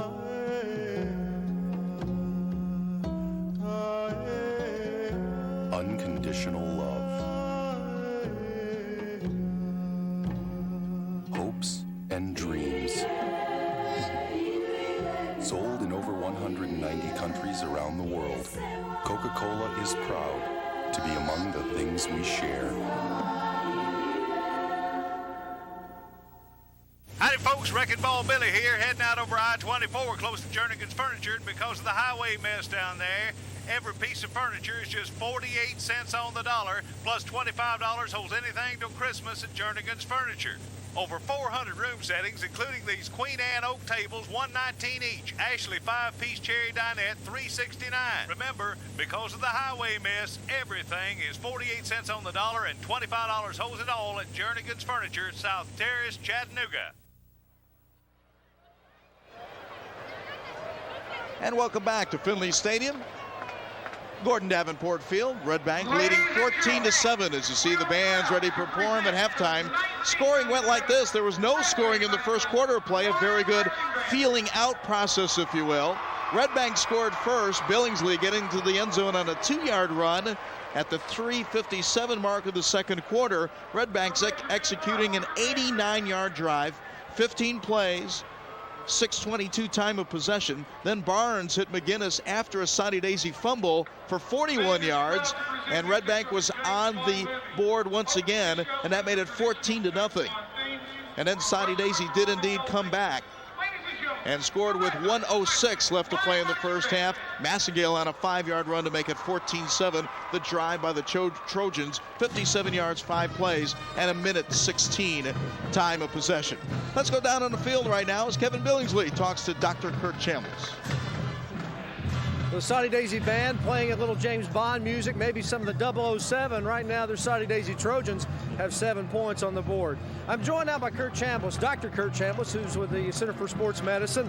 A lot of you folks may not remember, but it's about 10 years ago the Center for Sports Medicine came into Chattanooga. They've been doing a great job around the area. For those people not familiar with what you guys do, basically explain what kind of care you give to the athletes out here. Well, we have kind of a team approach. We have a group of trainers that rotate through the various high schools in the area that have asked us to provide their services. So they check the players during the week and, of course, on Friday night for the Friday night games. On Saturday morning, we have a sports medicine clinic, which is free of charge for athletes in the Valley area to come in and be seen by an orthopedic surgeon for whatever injury they may have. Now, a lot of us remember the old days when, you know, if you got hurt, the coach said, get up, you'll be all right in about 5 or 10 minutes. It's changed a lot, and you guys really are more into educating coaches and players about, you know, it's not just as easy as getting up and shaking it off. Right, well, we all realize that there are a lot of just bumps and bruises in football, but really the key is to try and determine what's a serious injury and that needs medical attention and what's just a bump or bruise that can be iced and they can go on and continue to play the game. As a doctor taking care of these athletes, how important is it to get care on the field rather than wait 45 minutes, an hour to get to a hospital? Well, it's very important to be seen by someone who at least understands the types of injuries that athletes get relatively soon after the injury, because a lot of things can change in a period of time from leaving the field, going to an emergency room or something like that. So we think it's key, critical to be seen right after the injury if possible. And then, of course, if it needs to go to an emergency room, the players are sent straight to the emergency room or to a physician of their choice or to our office if they need to see an orthopedic surgeon. The Center for Sports Medicine not only is here at big games, but you guys are actually out in the community all over the area. You send athletic trainers to a lot of different games in the area. Yeah, we have about 12 to 13 full-time and part-time trainers who work with our organization, and they cover anywhere from 12 to 16 different schools and athletic events around the Valley pretty much weekly. I think it's important that, and it's also interesting, some of these trainers go with a particular school and stay there. I know in Soddy Daisy's case, they've had the same guy taking care of the Trojans for 6 years. Right, and we think it's very important to have that continuity where the players and the coaches become comfortable with the trainer who works with their team and their players daily, and that way there's a bond, there's that trust there. The coach knows the trainer. He knows that the trainer, when the trainer takes a player out of the game, that he knows that it's really a problem and he's serious about it. So building that bond, we think, is important. Now, is this a Friday-only appointment, or are the trainers out to the schools during the course of the week? We have the trainers are out during the regular practices to check up on injuries from the Friday before, or also to help with rehabilitation of injured athletes that may have even had surgery. And I think another interesting thing for Center for Sports Medicine, just because you go out to these schools and take care of the athletes, they're not obligated to come to you. Oh, no, there's no obligation at all. We basically are there to provide the service, and if the athlete or the parents or the coach or anybody has a preference, we certainly have no problem with that. We're just there to provide the service, and if the athlete or their parents don't have a particular choice, then the athlete comes to us. Now, in the particular case of Center for Sports Medicine, it's the 10th anniversary being here in Chattanooga and taking care of the athletes. Is this a new concept for medium-sized cities and big cities, or is this now the norm? Well, this was probably used more 15, 20 years ago in larger cities, and then about 10 years ago we put together the concept for a city the size of Chattanooga. Now, with athletic competition as high as it is and the energy in the game as intense as it is, we think it's important to have this service all the time, and if at all possible within any size school. Really the key is to have someone there who's educated, or to have a resource to draw on where they're educated and they're interested in the athlete, and they don't just take the athlete out of the sport and say, well, if it hurts, don't play. To really critically assess what the problem is and then decide what's best for the athlete and for their particular sport. Now, in Soddy Daisy's case, they've come into this game with a couple of injured players where Connell Jones had a partial tear of an ACL, and Lydell Blue comes in with a bad ankle, a bad wheel, and a broken hand. Are you guys keeping a constant watch over these guys in this particular situation through the course of the game? Yes, we are constantly checking on them. They know that we're here. The trainer knows that I'm here. And of course, the trainer is really the continuity. He's the continuity in the whole system. He sees the player daily, or weekly, or 2 or 3 times a week. So he really knows if there's a problem with the patient's injury. I'm here if there's an injury and I need to look at it. I'm here to take care of it now. But the trainer is really the key to the continuity. How receptive have coaches been over the course of the 10 years that you guys have been here to have you on site and kind of take the time to kind of educate themselves on this? Well, I think they're very receptive to us being here. There's several of the coaches have expressed to me a comfort level by having either myself or one of my partners or the trainer on the sideline. They can not worry about whether or not that injury is really something that he's going to make worse by putting the patient back into the game. He can rely on that trained medical person to make that decision. We have seen in the NFL and college where the players they're bigger and they're faster. Is that the case on the high school level over the last 10 or 15 years? Are the high school athletes bigger, stronger, and faster, and that causes more injuries? Oh, there's no question that the players now are much larger and much faster, and those two combinations create more energy. So the energy on the field is pretty intense. Yeah, we've seen some energy tonight. A fumble was the big one. There was a big lick there. Yes, exactly. These kids hit real hard, and they're subject to major injuries. Dr. Kurt Chambliss, thank you very much. Center for Sports Medicine has done a great job, and I remember the days of get up and rub it off, and you guys have made a difference in Chattanooga. Well, thank you very much. We're glad to be here and to provide the service. Thank you very much. We're at the half of the big game. It's Soddy Daisy trailing Red Bank 14-7 at the half. Teams will be back out on the field in about 12 minutes. We'll be back in just a moment.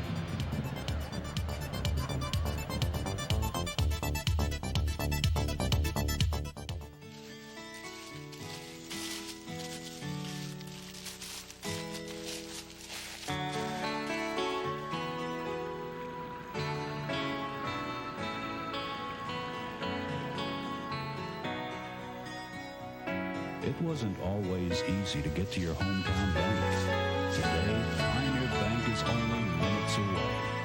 Pioneer Bank. Strength, quality, service. Oh, hello, can you believe it? US 101 has been voted Station of the Year for the 3rd year in a row. And there it is, the coveted Country Music Association Station of the Year Award, given to the station that best represents what country music is all about. Honor, esteem, giving back to the community. How about Alona? Sister, where's the super glue? Dolly and Porter got a better chance of getting back together than that thing. Be sweet. It used to be that getting specialized medical services, mammograms, CAT scans, ultrasound, and x-rays required driving from one place to another, all around town. But at the Archon Center for Healthcare, these services are now available in one place. And under the supervision of family physicians who are your neighbors. All the services you need, all in one location. At Archon, we've taken the hassle out of healthcare.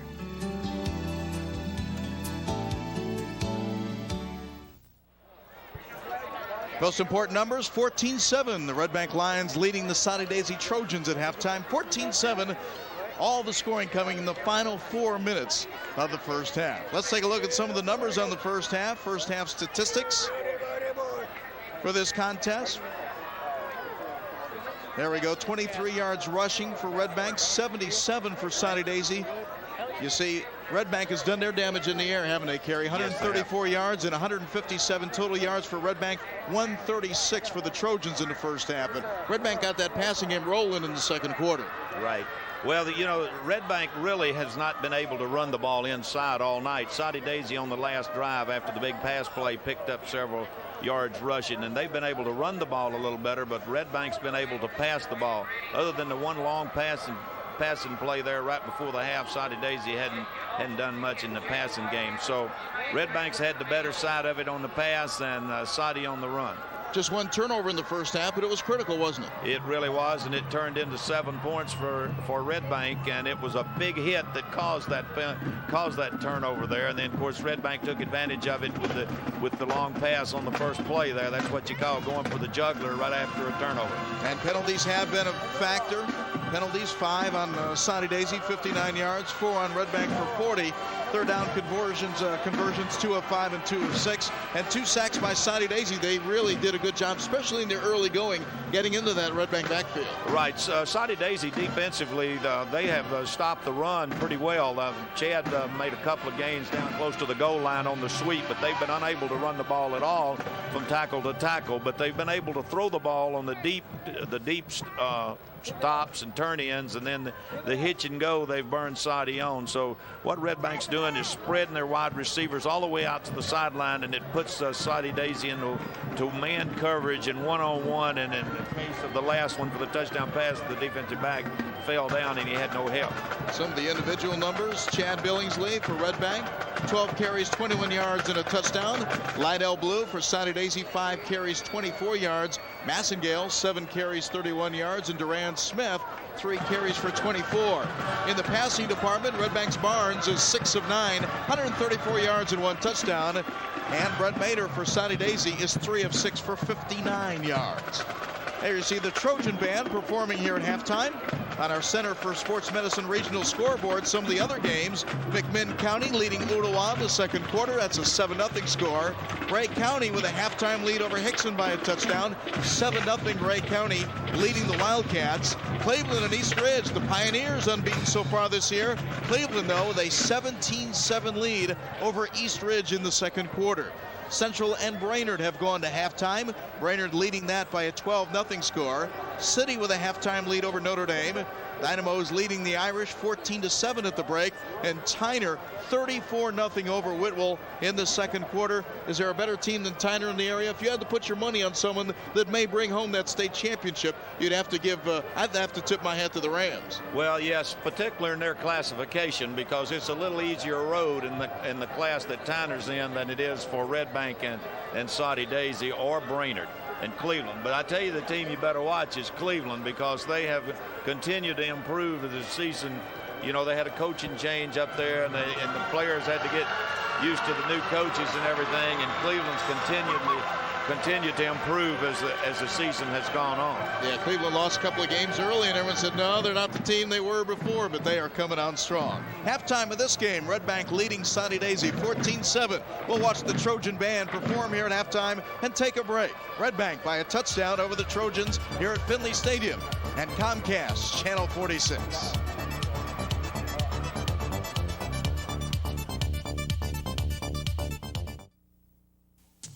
The time to buy is right now at All-Star Manufactured Homes. It's your chance to save hundreds, even thousands of dollars. And right now is your chance to get a great new or pre-owned Fleetwood home with just 5% down and up to 30 years financing. The time to buy is right now at All-Star Manufactured Homes. It's so easy to buy, and we're gonna show you how. The right time is now. All-Star Manufactured Homes under the big American flag in Eastridge. For years, the government held money out of your paycheck and promised you that the money would be there for you when you're disabled or retired. But now you're disabled, and the government is denying you your benefits. Dale Buchanan can make it easier. He worked for Social Security himself, and he's been helping people like you fight the system for more than a decade. I learned how the system works from the inside, and today I'm ready to help you fight for your money. For your free consultation, call 894-2552. After all, it's your money.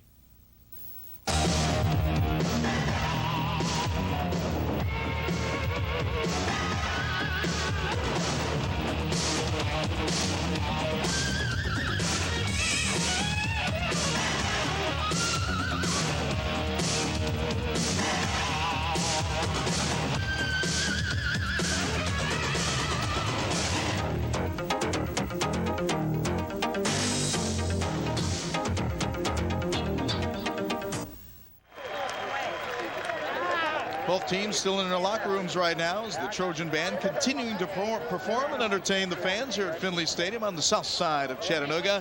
14-7 lead for Red Bank. All the scoring coming in the final 4 minutes of the first half. Red Bank scoring first at the 3:57 mark and then scoring again with 2:32 to play in the first half. Soddy Daisy got on the board with 1:06 to play. Let's take a look at the highlights of the first half. And there you see number 35 for Red Bank, Chad Billingsley, the junior, scoring his first touchdown of the night on a nice 2-yard run. Here's a quarterback, Justin Barnes. Little pump fake. Then going long to McGinnis. You see the defensive back falling down. Pat McGinnis going 41 yards for the touchdown. And with 2:32 to play in the first half, it was 14-0 Red Bank. Soddy Daisy mounts a nice drive. And for the Trojans, Robbie Massengale gets into the end zone. And the Trojans got on the board at the 1:06 mark of the second quarter. So it is Red Bank with a 14-7 lead. Billingsley scored a touchdown. Barnes to McGinnis, 41 yards for a touchdown. And for Soddy Daisy, it was Robbie Massengale scoring a touchdown. 14-7, it's Red Bank leading at the break. And we'll be back with more from Findley Stadium on Chattanooga's south side. The Region 3 5A Championship on the line with only a half more to play. Back with more from Findley Stadium here on Channel 46 in just a moment.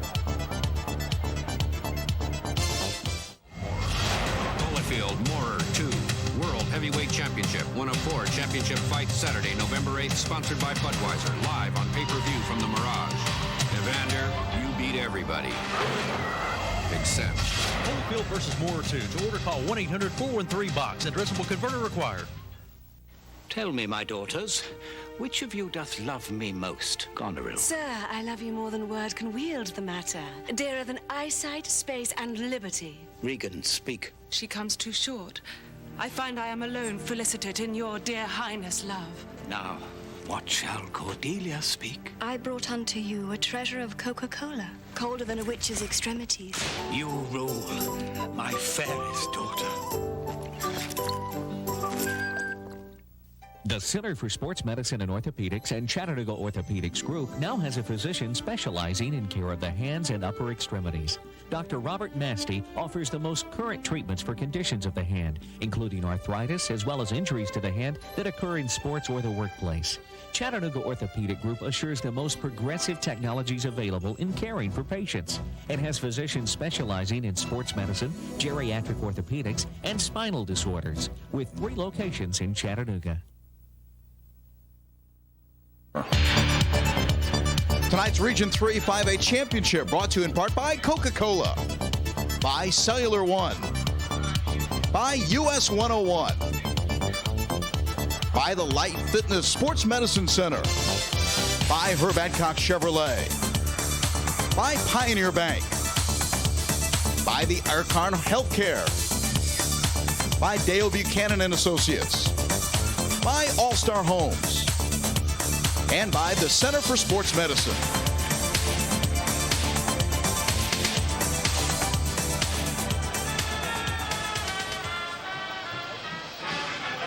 (14-7) the score. Red Bank leading Soddy Daisy at the break. Jim Reynolds, Kerry Henley, Kevin Billingsley on hand to bring you the Coca-Cola Region 3 5A Football Championship. All right, Kerry, what do you do in the second half? Let's go in the mind of Tom Weathers for just a second. He had the passing game cranked up. That's when Red Bank was most successful. Well, I think they will continue to have to throw the football because I don't think they're going to be able, with Torbert hurt, I don't think they're going to be able to run the ball inside. They can run occasionally. They can run Billingsley wide and get away with it. But I think most of their offense probably is going to be on the passing game, some screens, maybe some draw plays, and a little misdirection.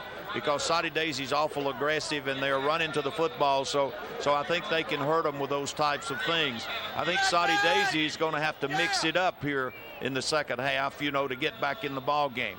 So the ball game is still up for grabs. I still think the team, the second half that makes the fewest mistakes, is probably going to win the football game. How important was it for Soddy Daisy to score before the break and grab some of the momentum back? Because for a while there, everything was going Red Bank's way. Right. It was tremendous for Soddy to get that 7 points right before the half, because if they had gone into the locker room down 14, it'd been hard for the coaches to get their heads up there, because Red Bank hit them with a quick quick 14 in the last 2 or 3 minutes of the first half, and their heads were hanging. But the return by Blue and then the big pass play there that got them down inside of the 4-down territory down there really got their adrenaline flowing. And then Soddy just stuck it in the end zone because they've been able to run the football a little bit wide and some inside more so than Red Bank. So really they have a little better mixture there, but Red Bank really, Justin Barnes just did a great job throwing the ball on the money the first half. Well, we saw the first college football game here, then we saw the first soccer game here, and this is the first high school game here, and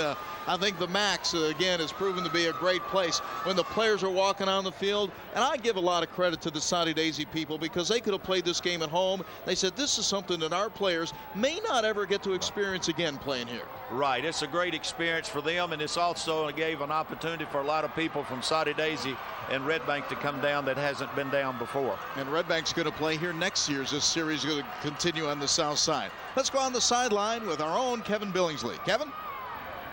Well, guys, I just talked to both coaches. They came out of the locker room after a lengthy halftime. Tom Withers told me defensively Red Bank will be making some adjustments near the end of the first half. Soddy Daisy was able to run the ball a little bit better than he would like offensively.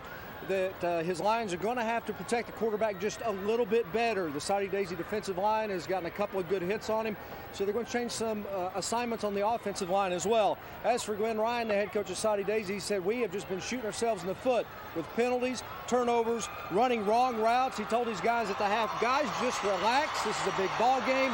You're a little too tense and you're making mental mistakes. As far as adjustments, he's not going to do a whole lot. Connell Jones will not play defense in the second half. With that knee injury, he cannot cut or move. He can go straight, but he can't move from side to side. And Red Bank, when he's in, or when he was in the first half, they were just throwing the ball deep on Connell, trying to get a long game. So Connell Jones will not be playing defense in the second half. He will be playing some offense in the second half. Guys? Yeah, interesting, Kerry, that these two teams are really not at full strength. We mentioned Connell Jones, Lydell Blue, the running back for Red Bank, Charlie Torbett. Some of the key players are not at full strength for tonight's game. And you can visibly see it here that Torbett is favoring his ankle, and of course Connell Jones, they having to take him off of one side of the ball to save him there because he's injured. So those are some of the key players. But I'll tell you what, the game's going to be won up front by one team or the other here the second half. That's where the games are won and lost. And I think still the team that makes the fewest mistakes second half will win this football game. Let's take a look at the Center for Sports Medicine regional scoreboard. McMinn County leading Ooltewah 7-0. That game late in the second quarter. Ray County and Hickson. Ray County leading that one 7-0. That is at halftime. Cleveland and East Ridge. That's a surprise so far. Maybe to me, not to Kerry. Cleveland leading 17-7 over the Pioneers in the second quarter. As we mentioned, East Ridge, an undefeated team this year. Brainerd is shutting out the Purple Pounders. Brainerd leading Central 12-0 at halftime. City over Notre Dame at the break 14-7. And Tyner with a big lead on Whitwell 34-0. That game is in the second quarter. Some other games to be played tomorrow night, including Montgomery Bell Academy playing at McCauley. Baylor and Father Ryan tomorrow night. St. Andrews and Boyd Buchanan tomorrow. Polk County and Marion County. That game also will be played tomorrow night. There you see on the center of the field, Chuck Losey, one of the captains for Soddy Daisy. Well, Red Bank's going to get the receive here the second half to start the second half, up by 7, and they are going to get the ball first, so they really can establish the situation here the second half. If they can put together a good drive here with the first possession here, then that'll put some doubt in Soddy Daisy's minds. So Red Bank will have the possession to start the second half. Philip Rich was the captain for Red Bank, making the call, which was an easy one, saying, yes, we want the ball to start the second half. 14-7 lead for the Lions as the third quarter about to get underway here at Findley Stadium. Crowd has been into the game for the most part. And again, another good crowd on hand. Really, I believe Soddy Daisy has more people here tonight than Red Bank, because this side here looks a lot more. This side is really, it's full on this almost side. Full on the press box side here. On the home side, the Soddy Daisy side. Right. So it'll be a 1st down and 10 situation for Red Bank. They will begin from their own 20-yard line. 1st down and 10 from the 20. average field position for Red Bank starting from the 26-yard line. Here they'll begin from the 20. I think the worst field position Red Bank started from all night was the 10 or the 11-yard line. All they did was mount an 89-yard drive. Right. First down and 10 from the 20-yard line. The quarterback, Justin Barnes. Pitch goes to Chad Billingsley, trying to turn the corner, picks up a couple that time. Good pursuit from the back time by Josh Pugh of Soddy Daisy. Billingsley again, not brought down very many times from the backside. Well, Red Bank started out the second half same way they did the first half, trying to get Billingsley wide. They still are not showing any indication they're trying to run the football up inside. 15,096. So this is the largest high school crowd ever to see a high school game in Chattanooga. The old mark was the approximate 15,000. I only missed it 1,596. For City and Central back in, what, 49. Barnes to throw, has a receiver once again. Ryan Robertson making the reception. That's a Red Bank first down. Nice job by Red Bank there. What they did, they cleared out with a wide receiver and brought the slot man underneath there, and he was wide open in the flat. Nice job. Barnes is really doing a great job rolling or half rolling left and throwing the ball to his left. Nice catch, extended the arms nicely. Yeah, I think Tom Weathers has the reputation of being fairly conservative and smash mouth, but I think a credit to a coach is when you can go to a passing game and just utilize your strengths, even though it's not your particular style of play. Right, you have to adjust. Good coaches adjust to your material, not make your players adjust to you. Again, a lot of zip on the ball. It's broken up through into double coverage that time. Good defensive play there. Good timing, good defensive play. He got there just as the ball got there, and nice play. Pat McGinnis, the intended receiver, and that time Justin Barnes felt some pressure from the backside. In fact, had he held on to it for another second or so, he might have taken a blindside sack. Second down and 10. 14-7 lead for Red Bank. Just underway third quarter. Red Bank's offensive line. Sandifer, Crawford, Cameron, Weaver, and Jolly. Two wide receivers far side. Barnes rolls out, wants to throw, has a receiver wide open, and he's caught in stride. 10, 5, touchdown. No flags. No flags for James Haywood. That Barnes is really throwing that football. I'm telling you, he's got a gun on him. 67-yard pass play. They are what they're really doing to Soddy Daisy is putting the receiver out real wide, and then he's going down about 15 yards and hesitates, and Barnes pumps it, and then he turns it on, and he's put it right on the money there. Great execution. Haywood's had a big night. Fumble recovery earlier, correct? And now the big touchdown pass. Philip Rich's extra point is good, and again, it's a 2-touchdown lead for the Lions. Well, now we'll get an opportunity here, JR, to see what kind of character Soddy Daisy has now. They're down by 2 a second time tonight. Let's take a break. 21-7 lead for Red Bank. The kickoff comes your way in just a moment on CRI Sports. Most of us, a 30-minute drive is too long when we need medical attention. Right here in our community, the Archon Center for Healthcare offers urgent care for acute illness and injury. But urgent care is just one of our services. Family physicians oversee a medical center that is designed for the entire family, a checkup for grandmother, or a stress test for dad. Quality medical care shouldn't mean a long drive to the city. With the Archon Center for Healthcare, it doesn't. Howdy folks, Wrecking Ball Billy here, heading out over I-24 close to Jernigan's Furniture. Because of the highway mess down there, every piece of furniture is just 48 cents on the dollar, plus $25 holds anything till Christmas at Jernigan's Furniture. Over 400 room settings, including this 4-door Cherry Curio, $199, Catnapper Handle Chase Recliner, $296. Because of the highway mess, everything is 48 cents on the dollar and $25 holds it all at Jernigan's Furniture, South Terrace, Chattanooga. I learned honesty from my parents. I learned right and wrong from my parents. I learned values from my parents. Wrong is stealing. Right is giving it back. As a parent, you are the greatest influence in your child's life. You set examples of what's right and wrong. And stealing cable TV is not only wrong, it's a federal crime.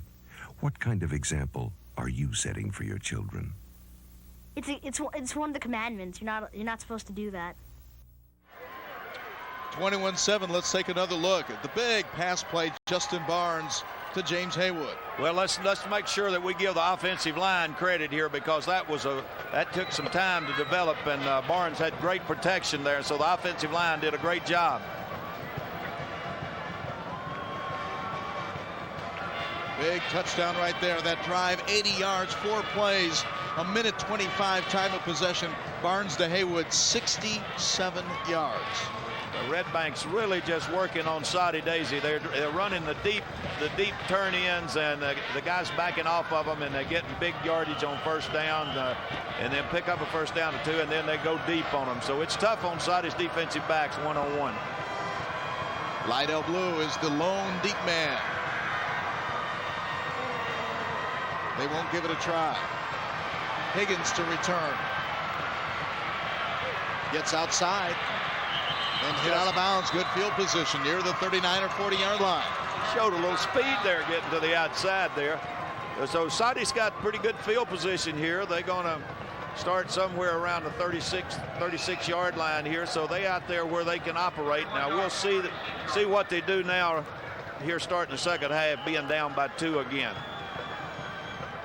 Higgins 2 returns, both of them for 22 yards. And it will be the Trojans beginning just across the 35-yard line, first down and 10. They start on the 33-yard line on average, so a little bit better than Soddy Daisy has had tonight. Straight ahead running near the 39-yard line possibly. Robbie Massengale. Player down for Soddy Daisy, one of the offensive linemen.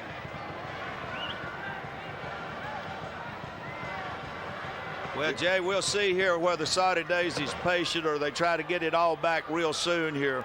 You know, I think if there's plenty of time left, it's still early in the third quarter. So if they'll just play their game and try to get them one on the board, then maybe they could stop Red Bank. But I'm telling you, Red Bank right now, Justin Barnes and the receivers are really hot. So Soddy's going to have a tough time. Just a straight handoff there to the fullback on just a straight dive off guard. Soddy Daisy really had a pretty good surge there with the offensive line there, and he hit a little crack there and picked up about 3.5 yards. That is Greg Tate that was injured on the play, tended to momentarily. Maybe a little stinger. Glenn Ryan in his first year. There you see the head coach of the Trojans. Last year, Soddy Daisy went 11-2. This year, they're 9-0. And the veteran, Tom Weathers. Second down, jump on the offensive line. That right side of the line jumped a little bit. That'll be a 5-yard walk. I think they may call encroachment. No, they called it on the offense, a defensive tackle for a Red Bank jump, but he must not have gotten into the neutral zone. So they called it on movement on the Soddy Daisy line. Procedure on the offense. Second down. So it'll be second down, 10.5, 11 yards. Down by 2 touchdowns, Jay. We're going to find out now if Soddy Daisy, you know, what kind of character they got right now. Double wing type of formation. And another penalty flag. Red Bank is signaling like it is against Soddy Daisy. That would be the 7th penalty against the Trojans for 69 yards. Well, really what's causing that is the fact that the defense on both sides that time, the Red Bank defensive man is jumping. And undoubtedly they didn't see that he, as far as officials are concerned, they didn't think he was in the neutral zone. Normally they would call that encroachment. You can't do that and entice the offensive lineman to jump offside. So Glenn Ryan says he's seen enough. He goes and calls a timeout a little bit to talk to his ball club. Just a little bit of a regrouping going on. They're down 2 touchdowns, a couple silly penalties right in a row. I think it's just time to say, hey, there's plenty of time. Relax a little bit and let's do what we do well. Right. You know, I just said a moment ago, we're going to see what kind of character they got here being down by 2 touchdowns. Like I said, they're going to just have to be patient and keep their heads, keep their cool and just play football and hope Red Bank makes a mistake. And let's be honest, how many times do you think all year long Soddy Daisy has been behind by 2 touchdowns in a football game? They have not been in this situation before, and this is their big rivalry. It's in the big stadium here with a big crowd, and right now Soddy Daisy's rattled. Closest game all year for Soddy Daisy was a 5-point win over Baylor on September 26th. They won that game 37-32, but their last games beat Cumberland 42-6, shut out Bradley 41-0, and beat McMinn 30-7. Before that, it was a 62-7 win over Ottawa. So they just haven't been involved in very many close games, not even thinking about being behind by a couple of scores. Maynard to throw, and that's picked off. Victor Ellis at the 20, 10, give him 5. 6. He's got it. 37-yard return by Victor Ellis, his 5th interception of the year. And that might be a flag for celebrating, but you're still going to put the touchdown on the board. Well, those are celebration flags down there. And right now at this point, I don't think Red Bank cares. The coaches from Red Bank may care, but those kids and the fans don't care, because really that has put Soddy Daisy in a hole that I doubt that they can get out of. Gary, that's 2 turnovers in the entire game, both on Soddy Daisy, and those 2 turnovers have resulted in 14 points.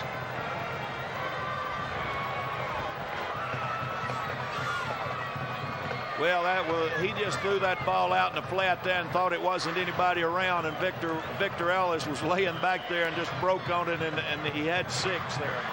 They'll put the celebration on the extra point, so we'll make it a 35-yard extra point. Snap. Kick by Philip Rich is good. 28-7, and all of a sudden everything going the Lions' way. Right. Now look at the head. Look at the way they're walking off Soddy Daisy right now. They're really down, so Red Bank with a 3-touchdown lead over the Trojans. The kickoff when we return to Findley Stadium in just a moment on CRI Sports.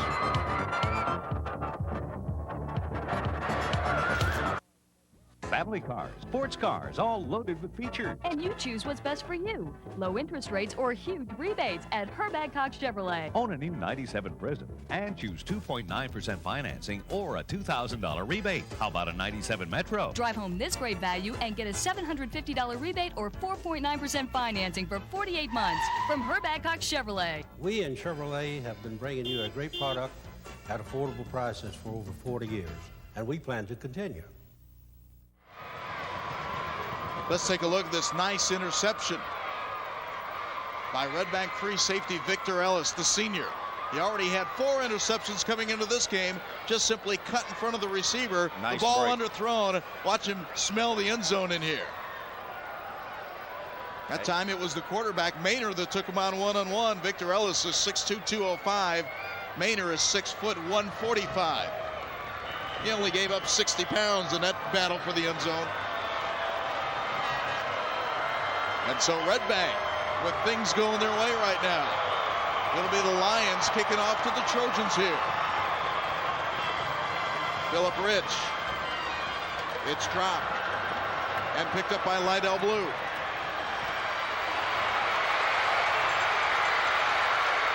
Again, nice return. He brings it out near the 40-yard line, where the Trojans will begin first down and 10 yards to go. 39-yard return. And there you see Blue limping a little bit.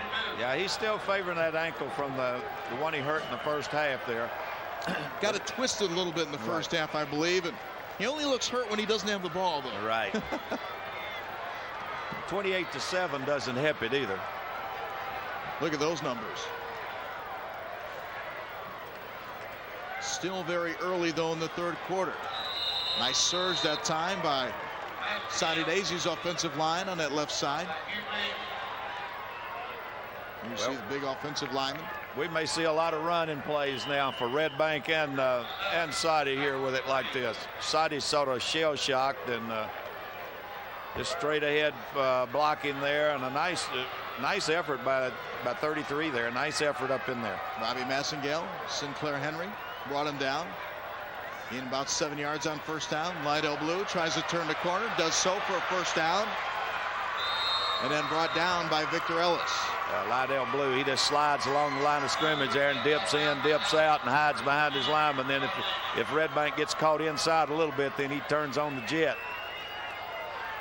See Bucky Shoemate, senior left guard, 5'9", 195 senior. And number 33, the junior running back, Robbie Massengale. Lydell Blue is going to check out momentarily.